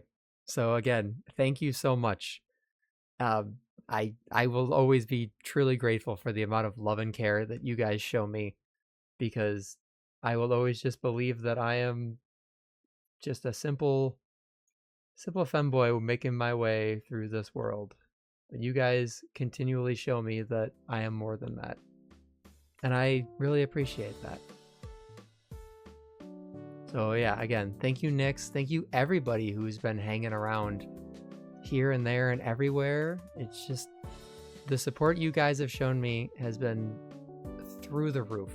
And I could not be more grateful or have had a better audience or better friends in general. You guys are absolutely wonderful. And I hope if this game has shown you anything, that it's don't be afraid to be who you truly are. No matter what happens, you will always be you, and no one can take that away from you. You are wonderful. You guys are perfect. You are developing human beings, and it is okay to make mistakes. And when I say perfect, I don't mean that you are without flaws. I mean that you are working to be a better version of yourself, and you are a good person. Because, like I've said before, true perfection is impossible when you have 8 billion different opinions on this planet. But perfection within yourself, you guys are achieving it. And I'm very proud of all of you. You're wonderful. You are loved and cared for. And I cannot wait to continue this journey with all of you. No matter what happens, you got me at your back. And I appreciate all the love and support I've gotten from you guys. You know, life may take us in different directions. Who knows? You know, we may not all be here forever together, but I'm going to cherish the time that we do. And I'm going to hold on to these memories. Whether we're all here in 10 years or we've all gone our separate ways. Just remember that I will always be proud of all of you guys. And with that being said, I hope you all have an absolutely wonderful night. I hope you sleep well. I'll see you guys on Thursday. Yeah, we can go ahead and raid. SB just went live. Go say hi. Send you guys over. Send some love someone else's way. Whoops, that's not the right button. Yes, everyone have a lovely night / morning. Make sure you eat. Make sure you get some water. Make sure you love yourself. And that's the most important one.